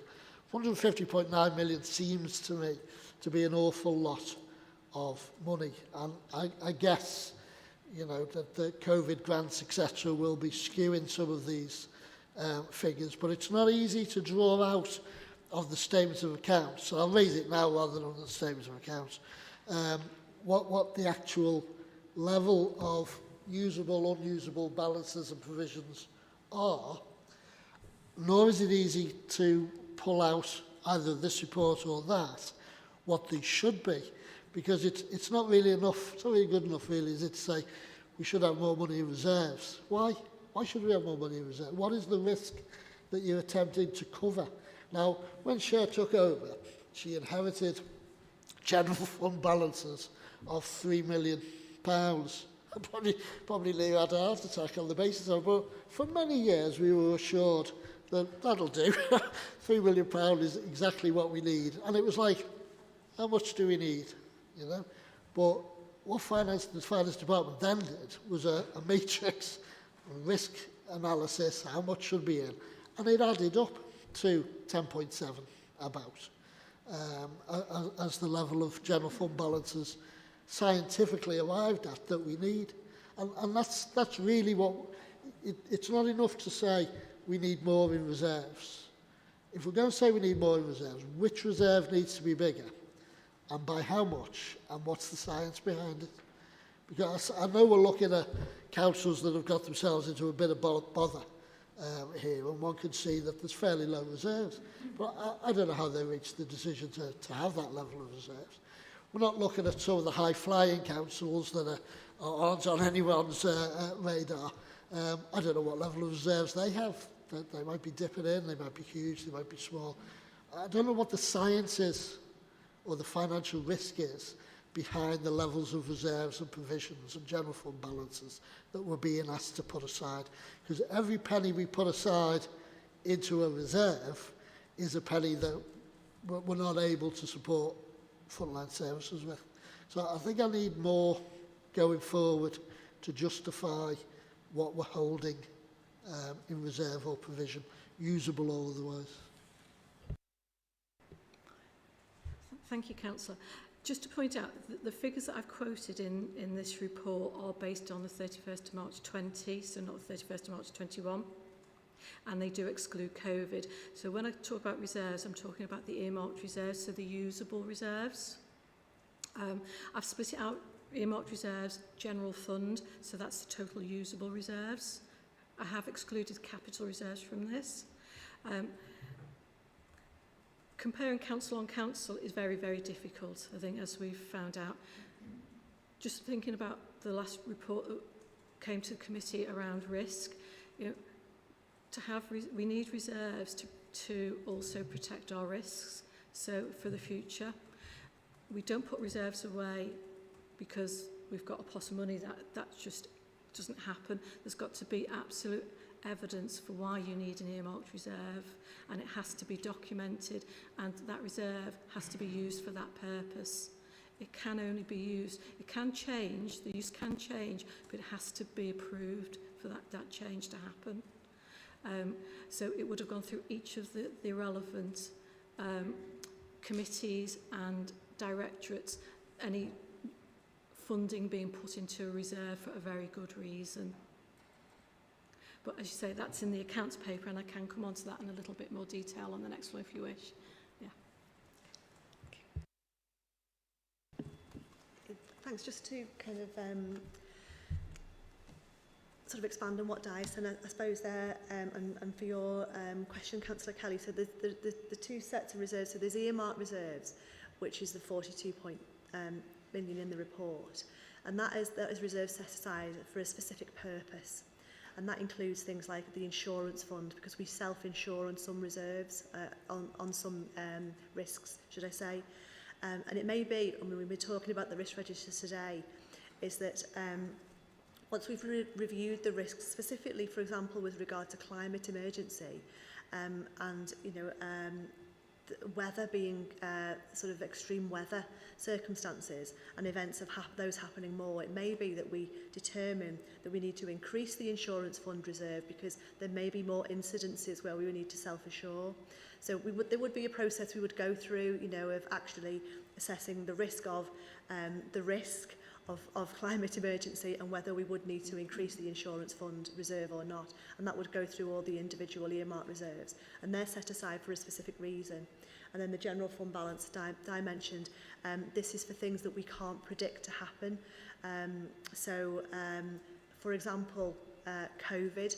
So if we'd have had a larger general fund balance, we wouldn't have needed to apply for the Capitalisation Directive, because we could have actually used that to offset the losses that we'd had from COVID, and indeed that's what most of the councils across the country actually did. Just in terms of your question about what's the right level, we don't have, it's for each individual authority to determine what the level of reserves that they would set aside, or general fund balance that they would set aside for things that we don't know about. Our general fund balance reserve is around about 3.2% of our net budget. And what we do have is Audit Commission, when the former Audit Commission were in existence, They used to advise that your general fund balance should be somewhere between 3 and 5% of your net budget. So we're really at the low end there. And my advice as part of the budget report that I presented to Council, I have to do a Section 25 statement. And my advice there is that our general fund balances should be in the region of 15 million rather than 10 million. Just to give you an indication, a 5% general fund balance as a net on our net budget is 16.5 million. So with our general fund balance being 10.7, we are quite some way off to actually to get into that, and that will put us, as I say, at risk. And as Di said, of if we have something else that happens in the future, we can't go below that 10.7 million. So anything else that we come up that we don't know about would really put us at risk of having a public interest report provided from external audit. And as I have mentioned in that comparisons report, external audit have expressed their concerns of our low level of balances and reserves in the past, and that's something we'll be looking to rectify as part of the budget setting process for next year. Thank you, Chair. Does anybody else have any questions for Diane or Cher?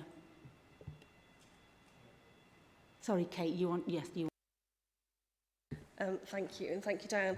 I think I'm just, after reading the report in full, I think I'm just a little bit concerned about how we got here, really, and how we decided on doing the report, and obviously how we decided to choose those specific councils, because it's very clear as reading your report, it says it again in 3.4, Wirral hasn't had a PIR or a Section 14 notice. It's very clear where it says on page 62 that many of the comparisons are not reflected in Wirral, and in fact, actually, I can find very few comparisons. Is a bit like comparing me to Kate Winslet. We've got the same name and we're the same age, but really, that's where it ends. So I suppose, obviously I don't want to waste officers' time in this. I think I'm just trying to grasp as to what lessons we can really learn when there's very few comparisons. And obviously what we like to see is something that we can learn from a report. And I think what I'm asking you really is thank you for explaining that there is a lack of comparison, but obviously how did we get here? How did this report come about? Thank you. Thank you, through the Chair. Yes, Councillor, there was a request earlier in the year that a report was brought to this committee. How we chose those authorities to compare, there was a number of other authorities we looked at where there was absolutely no comparison whatsoever. So, and then as the report was being produced, other public interest reports were being pulled out. I think your council was one of them. So we didn't go through every single authority. We tried to find authorities where there was some similarity to us, and it could have been a needle in a haystack, but we actually did manage to find some of the bigger ones. These ones were in the public domain, had been brought to attention through the media as well, so we thought they were a good comparison because members and ourselves would have an understanding of what's going on within those authorities too. Thank you. And I think what's nice to know is that actually we don't have very many comparisons at all. So thank you. Thanks, Chair. Thanks very much for that comprehensive report. Can I just ask you, in the past, when we were given reserves, they also included school reserves, it's about 12 million. And first question is, we can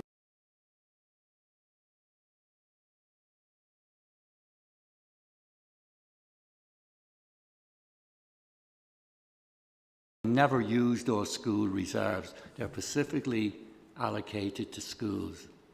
Does the present one include school? Yes, Councillor, so our figures do include the school reserves, yes. Yeah. And they are ring-fenced to schools still. Yeah, okay, that's good. Can I also ask you, you make the comparison with the two authorities, Croydon and Northampton, and you say our reserves and general funds are significantly higher, but low in comparison with other authorities of similar size.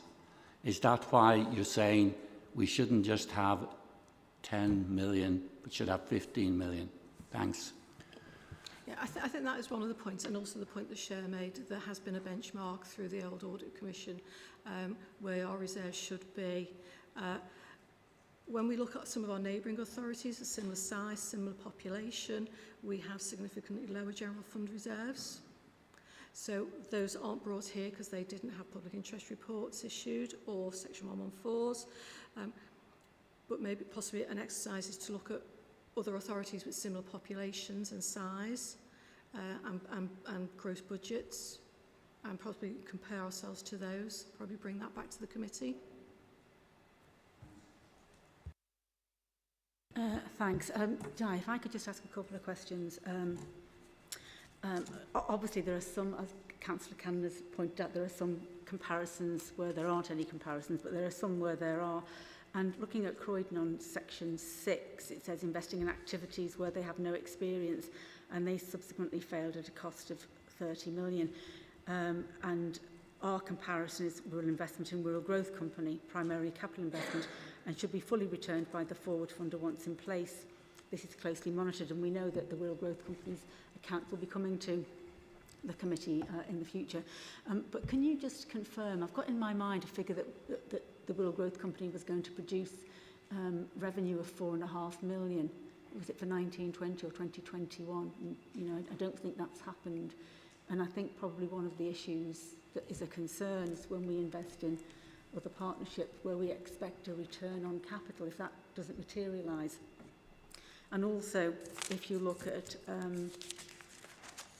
Nottingham Council losses of group company Robin Hood Energy of 34.4 million, and our comparison is losses of a group company is estimated at the 31st of March 21 to be 5.4 million, of which 2.3 million is a Wirral liability. The remainder is shared with Cheshire West. Can you name what that is? Yes, Chair. So that is all the group companies at 5.4 million. Yeah. Of which is obviously Essential primarily, and the Wirral Evolution. Yeah. The Wirral Growth Company didn't have, I think it was £20,000. Yeah. It was absolutely negligible. Yeah. So that's what that comparison is against. But this is the whole point, isn't it, of making sure that your reserves are at an acceptable level, because if you start going into things like community banks or whatever else you want to do, you really do have to have a massive amount of reserve, because, you know, if they go belly up, you have to preserve the rest of the council's finances to be able to pay out for essential services. So my view is always a little bit like your own personal finances, insofar as, you know, what somebody decides to keep as their rainy day fund is not the same as anybody else. It depends what your activities are going to be, and it's the same for the council. So whatever our activities either are or are planned to be, our reserves need to be of a level that will sustain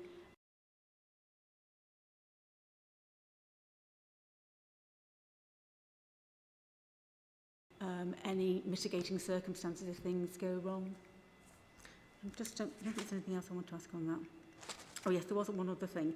On section 384, how will our capacity to bring reports to audit and risk and be accurate, how will that be impacted by the delay of ERP until April 22? Will that have any significant bearing on it, or does it not make that much difference? It's just that we've always, you know, whenever we have reports coming, they're always a little bit delayed because of the ERP system isn't in place, and it's supposed to be December, and now it's pushed back to April 22.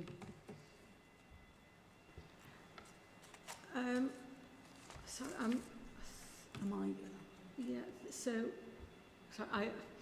relative use authority, I wasn't aware that I thought April was the first date, so I'm hoping there wouldn't be any delay in reports. Yeah. We're trying to improve our reporting throughout this year as we progress. Yeah. Anyway, the introduction of ERP, the new enterprise system, will obviously have bring significant greater reporting. So I can't see it being a greater issue to us in respect to what we're trying to achieve. But it'll be better when that comes. Yes. Yeah, more accurate. Okay. Thanks very much, Di. Does anybody else have any more questions for Diane or share, in fact, on that section of financial sustainability, pages 59 to 70? No. In that case, what I'd like to do then, I'd like to move that the recommendation is that the Audit and Risk Management Committee notes and comments on the contents of the report, lessons learned and actions, and to review the lessons learned and how Wirral is ensuring it moved to a more financial sustainable position. So I'll move that. Could I ask for a seconder? Yeah. Sorry, did you want to make a comment? Sorry, just an amendment to whatever time you feel appropriate. An amendment to this particular one? Yes, what's your amendment? Really very simply, Chair, just to, in the second sentence where it starts to review, could we delete the to review the lessons learned and simply insert to note the lessons learned? Sorry, I'm not sure of the significance of changing it really. So to not just to note, you want to note the lessons learned. So yes, rather than to review them, because I think my point being is that the comparisons aren't strong enough in order to review the lessons learnt. I think that was my point earlier, so I think that we just note them rather than then review. Thank you. Okay, I'll just ask Diane, bearing in mind you're the author of the report, are you happy for us to change the wording to note as opposed to review? Yeah, sure. I think that's okay. That will still encompass everything that we want to do. I was trying to bring an awareness to the committee. Okay. So we'll change the recommendation then that the lessons learned and actions, and to note the lessons learned and how Wirral is ensuring it moved to a more financial sustainable position. Is that okay, Kate? Yes, if that's okay with committee, yes, that's thank fine. you. So I will move that, and can I have a seconder? So I'll second that. We'll add the amendment. So I'll move the substantive with the amendment, and do you want to second that? Okay, thank you. Right, in that case, we'll go on to agenda item 10, whistleblowing policy, pages 71 to 98, and this will be presented by Paul Martin, who's our principal lawyer. Thank you, Paul. Thank you, Chair. Members. The production of a whistleblowing policy is a matter for the Constitution and Standards Committee. So they ensure that we have and they will approve the policy. It then falls within the Constitution and the terms of reference of this committee that you will oversee the implementation and the ongoing management of that policy. The Constitution and Standards Committee approved a new whistleblowing policy in February of this year, and this committee was consulted prior to approval of that policy. Upon the approval of the policy, there was a resolution by Constitution and Standards Committee to refer it to this committee for information. I obviously realise it's some time since that was approved, but it's my understanding that due to the workload of this committee, this is the first opportunity that we've had to bring this to your attention and get the matter on the agenda for committee. The purposes of a whistleblowing policy are set out in law, and it's effectively, it allows workers who are effectively employees, former employees, agency workers and contractors of the council to raise concerns, or what are referred to as a protected disclosure, in respect of any matters which you'll see listed in paragraph 3.4 of the report. And they are effectively any illegal activities or failures to comply with approved policies and procedures of the council. There are a number of methods available to individuals to make a protected disclosure. Internally, employers, etc., can either fill in a confidential reporting form. They can report it direct to the line managers, or there's a list of designated officers within the policy who protected disclosures can be made to. But it also allows people to make external referrals or raise concerns externally to what are referred to as prescribed regulatory bodies of the authority. And these are basically organisations such as Ofsted, the Care Quality Commission, who oversee some of the functions and the services that we provide. And the main purpose behind the legislation is to provide some protections to individuals who want to make a protected disclosure.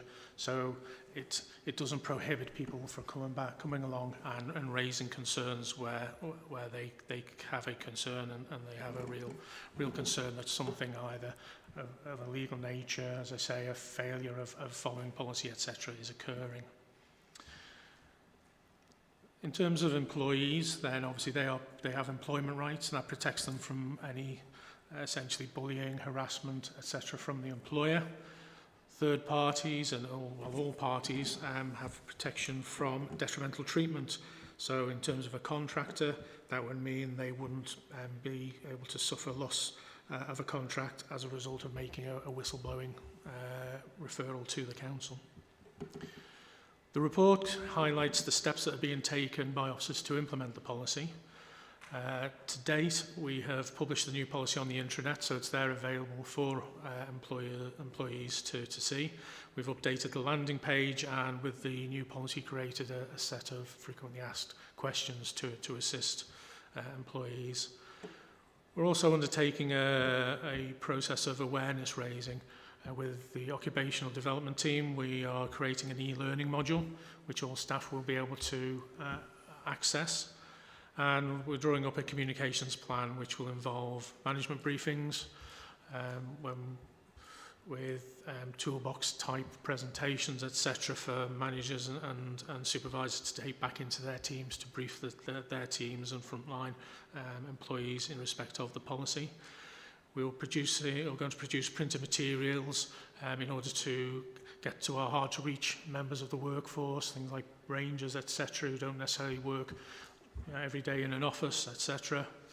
And we've already received a recommendation from Councillor Withington in terms of to include some awareness raising and training sessions for members, and obviously to make sure this policy is included in our new councillor induction process, and that has been taken on board. One of the main requirements of the policy, which is relevant to this committee, is that we will be providing a quarterly report of the number of protected disclosures received, the nature of those disclosures and the progress made in terms of investigating and dealing with those. The proposal is to bring that first such report to this committee to your next meeting in November. And you'll see, Chair, the recommendations in the report are for committee are asked to note the content of the policy, to provide any comments that they may have in respect to the policy for we can feed back to the Constitution and Standards Committee, and also that members endorse the steps being taken to implement and raise the awareness in respect of the policy. Chair, I'm happy to take any questions that the floor may have. Thanks for that, Paul. Does anybody have any questions for Paul? Jason?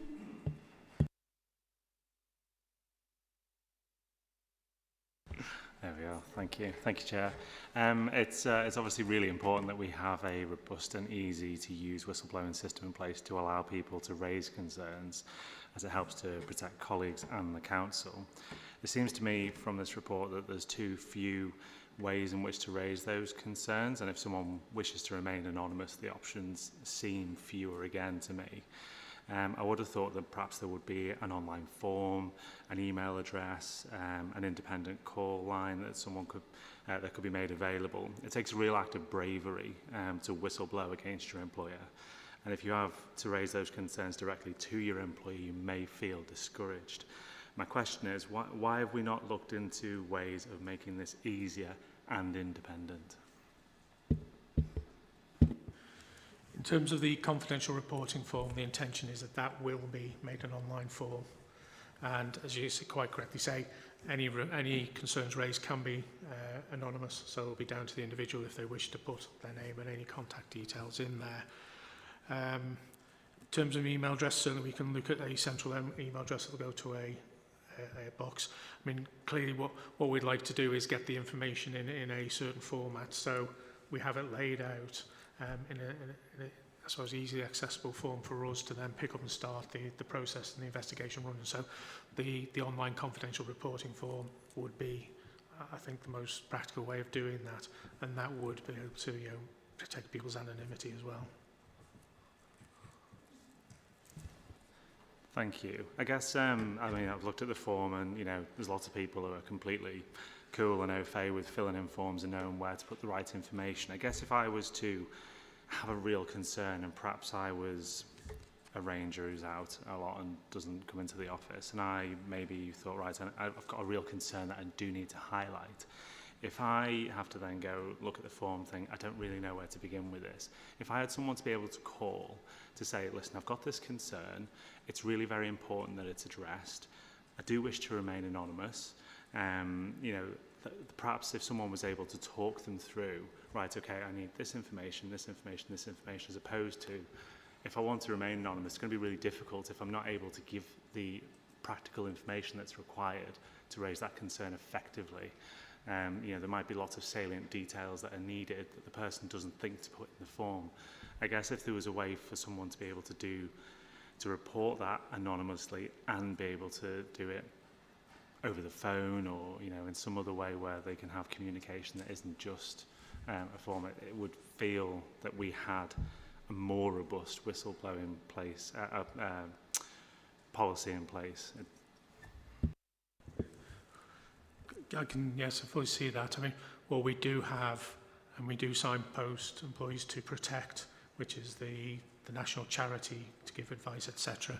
So we do have that at the moment, but certainly what we can do is we can look at whether it would be possible to create up I suppose, a dedicated phone line, or maybe explore further what services Protect could provide, whether they could receive that and then pass it on to us.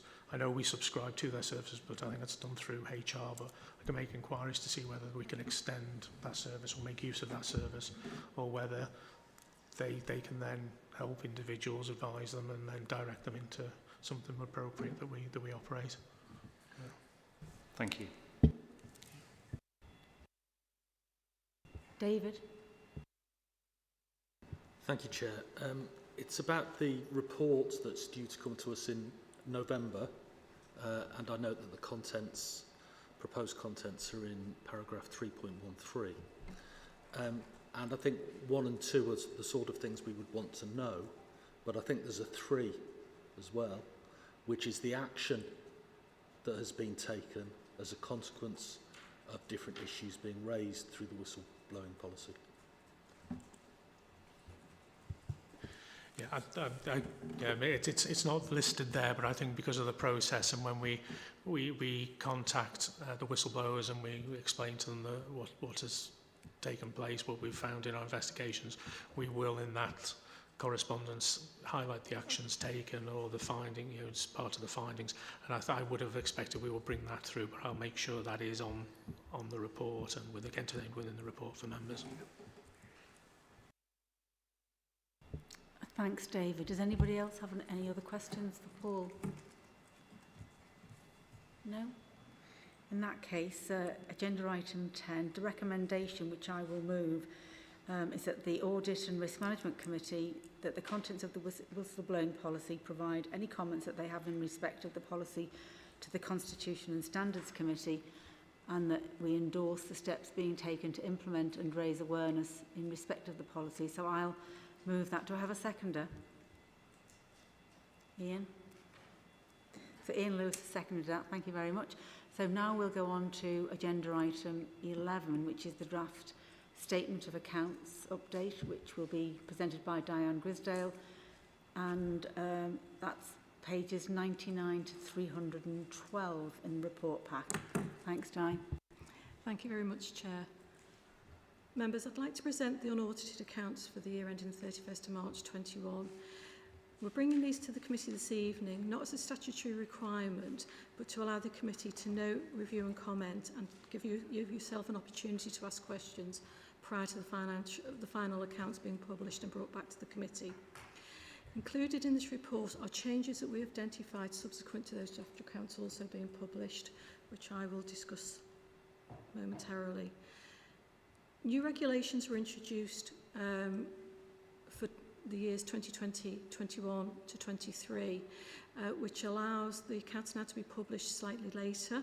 So the deadline for publishing the draft accounts was the 31st of July, and then for to be approved by the end of September.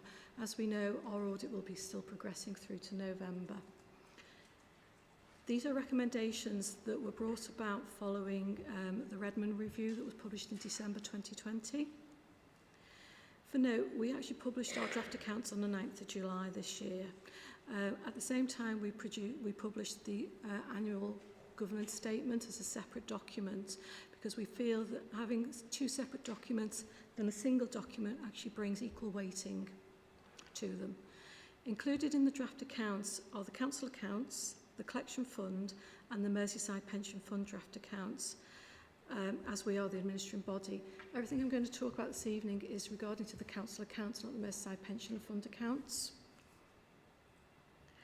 As you'll appreciate, the accounts are relatively detailed, and to allow members to comment on any parts of the accounts, what I propose to do is to talk you through the comprehensive income and expenditure statement and the balance sheet that's set out in the paper in paragraph 3.8, and then refer to any specific notes for reference.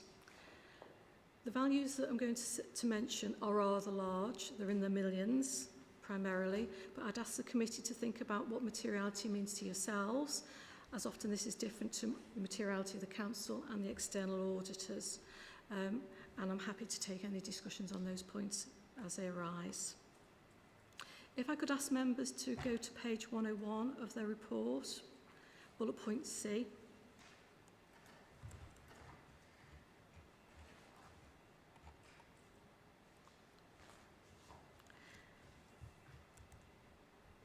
The authority is reporting in the accounts a balanced budget for this year, which includes the use of a capitalisation directive support of 6.5 million.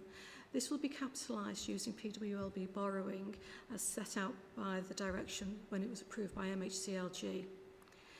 The comprehensive income and expenditure report shows a surplus and deficit of 45.622 million, and these are due to statutory adjustments required that are made to the accounts that are not permitted to be used, that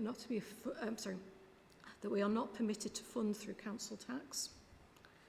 The 45.62 million is made up of adjustments set out in note 8 of the accounts on page 182 of 93.378 million, offset by earmarked reserves of 47.75 million and capital reserves of 1.2 million. The statutory adjustments that make up the 93 million, just to give you some flavour of what those include, are items such as depreciation, revaluation, leave accruals, pension, collection fund, deficits or surpluses. All these changes, as I've mentioned, don't impact the outturn on they only impact the comprehensive income statement, which means the general fund remains unchanged at 10.7 million for the year ending 21, and it's the same as it was at the end of 1920. A paper was brought to Policy and Resources Committee earlier in the year, I think it was end of July, early August, which set out the findings of the outturn for the year and the balanced budget position.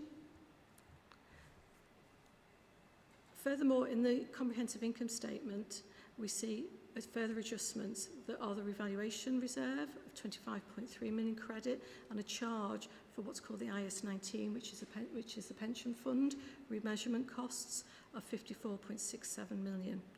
A further 4 million of fair value changes to investments was also applied, bringing a total net change of 29.369 million. We mentioned earlier, Councillor Kelly, about the types of reserves, so I just thought it might be worth a refresher of the types of reserves that we have. So, primarily we have what are called usable reserves. These are reserves that are used for funding the services and to reduce taxation. They include the earmarked reserve that we spoke about earlier, capital reserves, and the general fund reserve. And these can be found on page 185 within note 9 of the pack. We then have unusable reserves.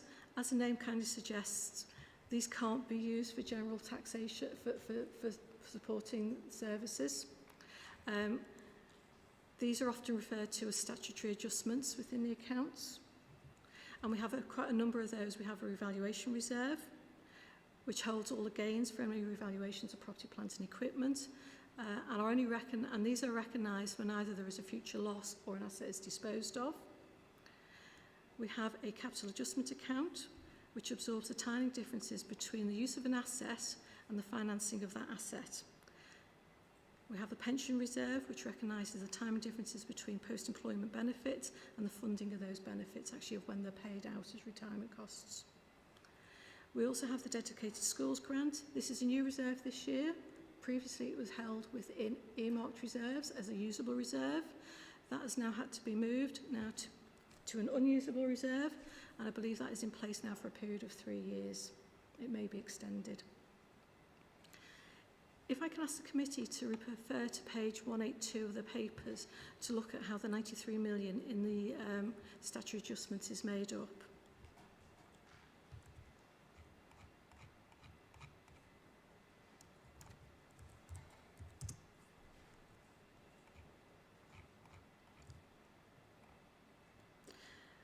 So the statutory adjustments of 93 million are explained within this section. This is a note to the accounts. I appreciate some of the language you won't be familiar with, but we are required to use very specific language here. All of these are then debited to the unusable reserve note. Just as a flavour of some of these, then we report capital cost depreciation in here of 26.3 million. We show third-party spend on assets of 14.7 million. We're showing where we've got assets who have been written off or transferred to academies of 7.9 million, pension costs of 25 million, and fair value changes to investments of 5.7 million. These have been offset by capital gains, grants and contributions of 8.3 million, capital receipts of 1.3, statutory provisions for financing of 6.7 and capital grants of 12.9 million. If members could move to page 185 of the accounts, this is where we see all the earmarked reserves. And this year what we've done, we've actually split the earmarked reserves out into categories. So the first category is the total schools reserve. As we mentioned earlier, it's a ring-fenced reserve. That has increased this year from 7 million last year to 14.9 million this year. And within that, you'll see an opening adjustment of 1.2 million. That is the adjustment that for the dedicated school grant deficit that has now moved to an unusable reserve.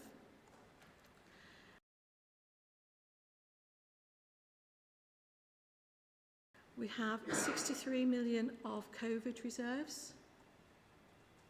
We have ring-fenced reserves of 17.5 million, of which 9.5 million is the insurance fund.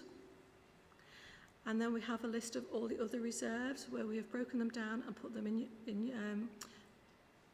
order of value, of which, and then there is a 3 million of other reserves. The other reserves is made up of items such as the the PFI grants and the Kingsway reserve. Primarily the two figures within that reserve.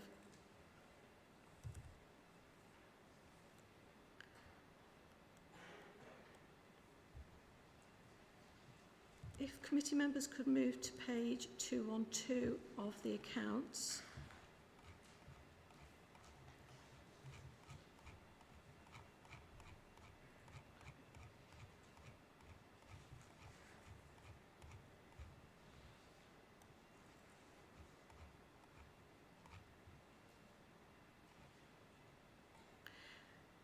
Here are the usable reserves. So we have, as I've said, a general fund balance of remaining at 10.7 million. Earmarked reserves, which we have just looked at, of 114.6 million. We then have the capital receipts reserve and the capital grants unapplied reserve.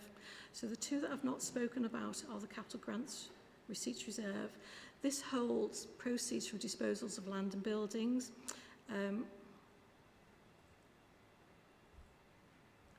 And this has increased this year by 677,000. The capital grants unapplied reserve, these are grants that we have received where possibly conditions haven't yet been met and are all repayable if those conditions aren't met. And this has increased this year by 4.9 million.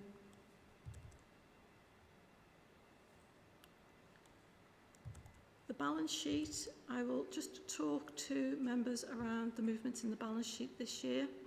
So if we refer back to the page of the report, 3.8, paragraph 3.8 of the report. Apologies for this. This is where I've brought members. Well, I can get there myself.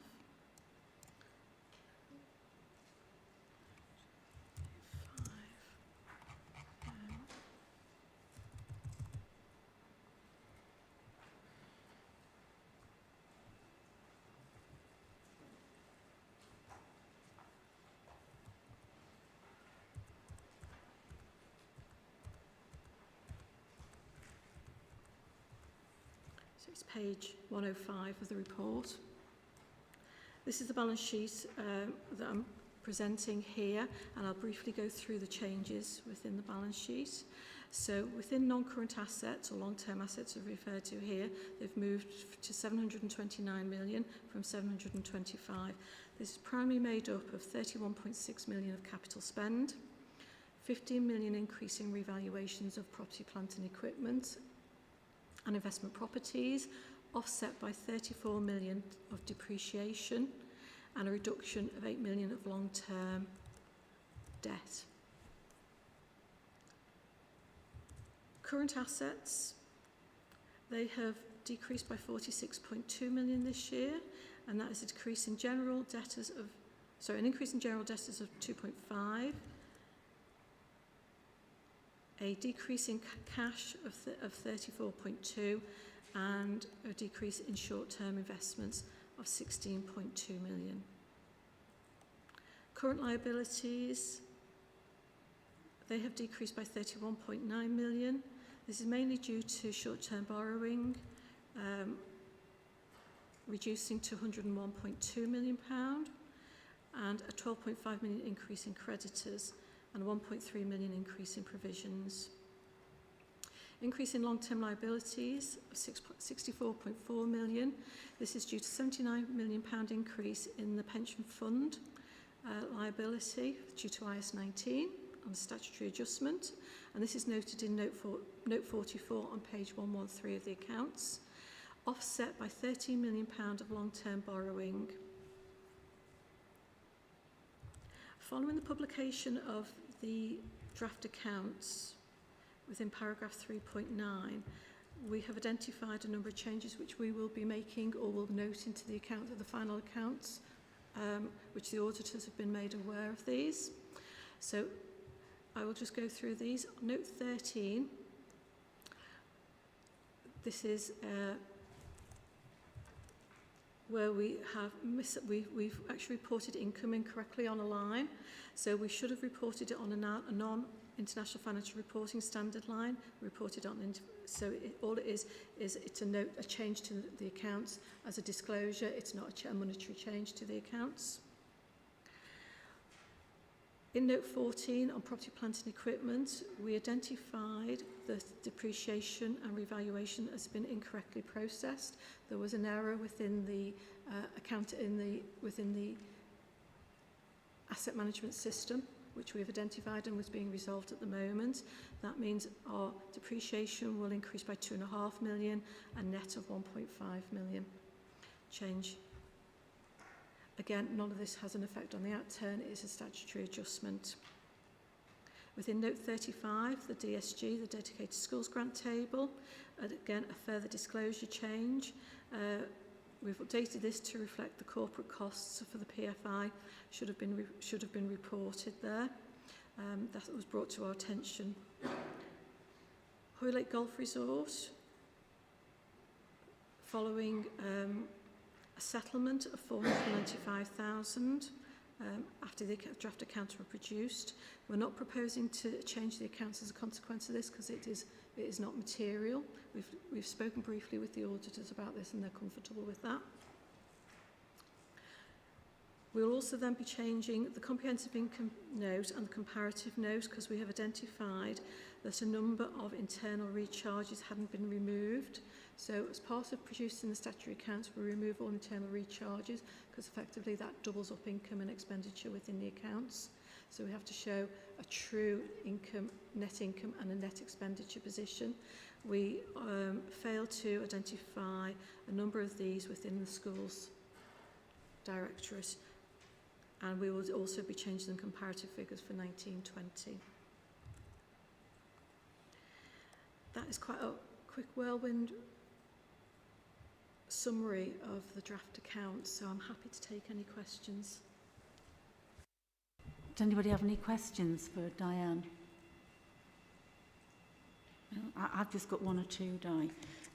On page 177, effect if actual results differ, and that's on the business rates. Since the last paragraph that recovery action through the courts was suspended from January 2021, but recovery action will resume from May 21, though the longer term impact is unclear as more businesses fail or whatever. Do we know whether or not we've been able to take any action to recover anything? Will that be shown in the accounts next year for business rates that we were expecting and not getting? Right. I'm sorry, I actually don't know the answer to that yet, Okay. Chair, so I can... Yeah, that's all right, 'cause it would be the same for council tax receipts as well, wouldn't it? Yes, we are doing an assessment now. We have a return that we have to complete about looking at our original assessment of businesses. We had to put an assessment in at the start of the year as to based on the non-collection of business rates. So we're doing an assessment now as to how we think that's come out from our assessment at the start of the year. We normally do it around about halfway through the year, so we won't know that, but that will be reported in the next year's budget as well. The collection fund is 1 year behind. Yeah. On page 178, we've got that the sale of Rock Ferry High and Brackenwood Junior, there was a loss on disposal of 3 million each. Is that because of revaluation, or was it a physical loss of money? Yes, Chair. So no, it's not a loss of money. It is a loss on the revaluation. So yeah. So again, it's a statutory adjustment. And on the debt impairment, so it's 40.2 million, 10% failure expected. How does that fare against what we would be expecting? Because it's expected a 10% failure. So when does that debt impairment actually show as a debt as opposed to a possibility? So the way we calculate the debt is based on historic information. So we use historic information and current information to estimate what that debt is until we actually get that debt written off. That's the point in which we would recognise that. Sorry, we recognise a debt provision, but then we remove that debt provision and replace it with the actual debt that's written off. And on, say, council tax, for how many years does it stay as a debt impairment before it's written off? Because I have seen figures where we are collecting over a period of 5 years from the year in which the debt was incurred, but it's still showing as a debt impairment. So for how many years does it stay on the books as a debt impairment before it's wiped off? Do we do it? Is it 5 years? So in year 6 it would fall off, or the 5th year would, or is it longer than that? It's much longer, Chair. There's from recollection, probably going back 10, 15 years or more of debt in there of that we're still recovering. We have debt recovery plans in place with a lot of the debt. Yes. Yeah.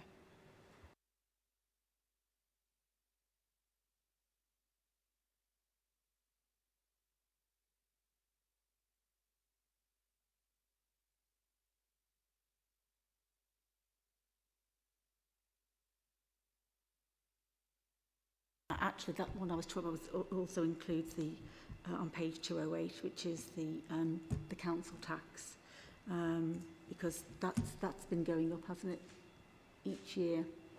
I think up till between 15 and 21. 2015 to 21, it was 39 million, but we'd collected 11, so it was a cumulative 26 million. And then this year we've got for 2021 11 million. So what you're saying is that we will continue chasing those debts over a period of 10 to 15 years.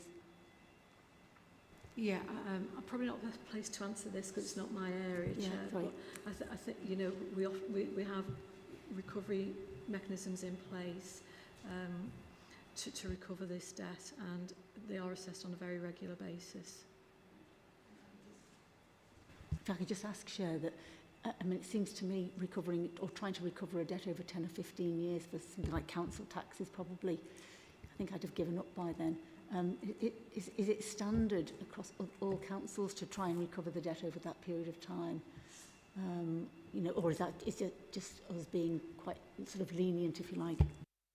Yeah, it depends on the individual circumstances, Chair. So we would normally try and recover the debt within 12 months if that's appropriate. You know, if people are in real hardship but they want to pay, you know, they recognise that they need to pay and they want to pay their debt, we will look at their individual circumstance, and if there is real hardship, we will reduce the amount of recovery, and they'll set up a direct debit, or it would come as an attachment of earnings or attachment of benefit as well. Yeah. And that would be, you know, the amount of time that would be able to for us to recover the debt without the person, you know, really going into poverty, because we wouldn't want to do that, but also that we could actually still manage to recoup some of that debt as it's going along. So it would depend on the circumstances. Yeah, because you can't go below the minimum wage, so it could take a long time. Could end up being £1 a month, couldn't it, or something? Yeah, absolutely. Yeah. The other thing I wanted to ask was about the school's valuation. The total school's valuation is 16 million. And the service costs are 12.85 million, and the PFI scheme is going to cost 147 million over the lifetime. Is that correct? Yes. So the school's valuation of 16 million at the moment, that's not likely to keep pace, is it, with the cost of the? Which page are you looking at? Sorry, page 240.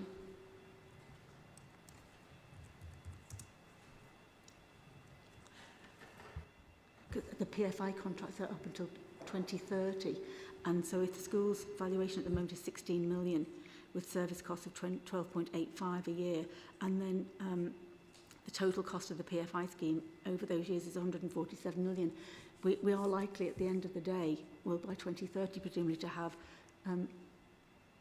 is it right, me saying a significant down valuation, because the schools are not going to increase in value between 16 million and the cost of 147, are they, over those years? So, Chair, this is the PFI scheme, which is made up of a number of factors. So this includes the actual, the property itself, which is what you're referring to, and those are revalued on a 5-year cycle or even sooner. So we're reflecting all those valuations, and there's a very specific way in which we're told to value schools.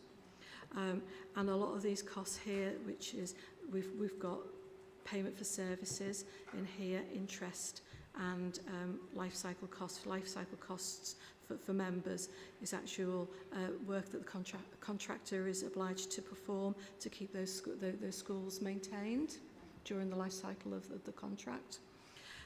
So the 147 million is made up of asset and also service costs, which we're obliged to pay, which do actually come out of the budget and the outturn.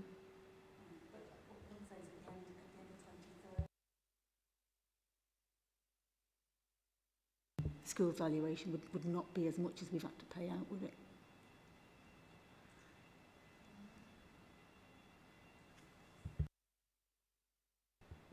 So we're paying out this out on an annual basis, and our liability at the moment for the remaining liability is, I'm just trying to find it now, is 37 million. So we will have at the end of this term, we will have the value of those assets. Now, a lot of these assets are now academies, so we've had to transfer them off our balance sheet. So I'm not sure what else I can. All I was trying to look at was whether or not in 2030 the balance sheet position for assets for schools would be would the cost that we've had to pay out be far in excess of what the value of the school asset is at that time? Yeah, it's a very, very good question, and I probably don't know the answer because of the crystal ball. But as I mentioned, a lot of these costs are not asset related; they're service cost related. And as we are valuing those assets on a very regular basis, we'd probably have to do a comparison of what the actual original cost was of those schools, and then compare them to probably where we are today, and then project forward into 2032. Does anybody else have any question? Jenny? Thank you. Thank you, report. Thank you, Chair. On page 225, the table is quite complex to understand because you have included in officer remuneration the release costs of redundancy and early retirement and pensions. So to the eye looking at it without that knowledge, it would seem very worrying indeed that there's some of those high-level costs have increased so substantially, and the numbers of people within those brackets have increased so substantially.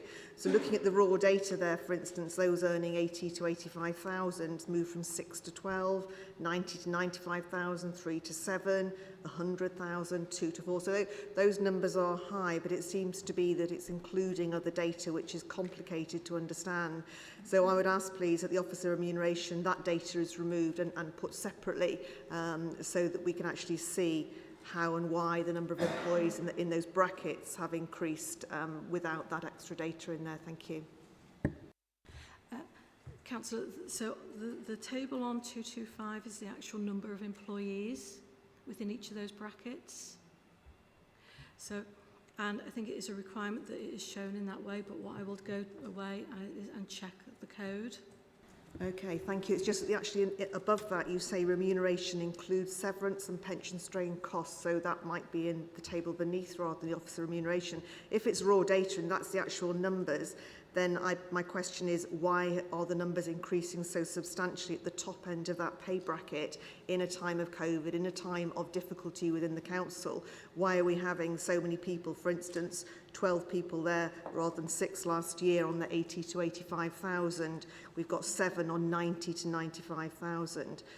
4 on 100 to 105,000. These are really large salaries. Lots of people in Wirral are struggling. They're struggling to make ends meet. And if this is raw data, then they will be asking the questions quite rightly why the council is hiring so many people at such enormous salaries. Thank you.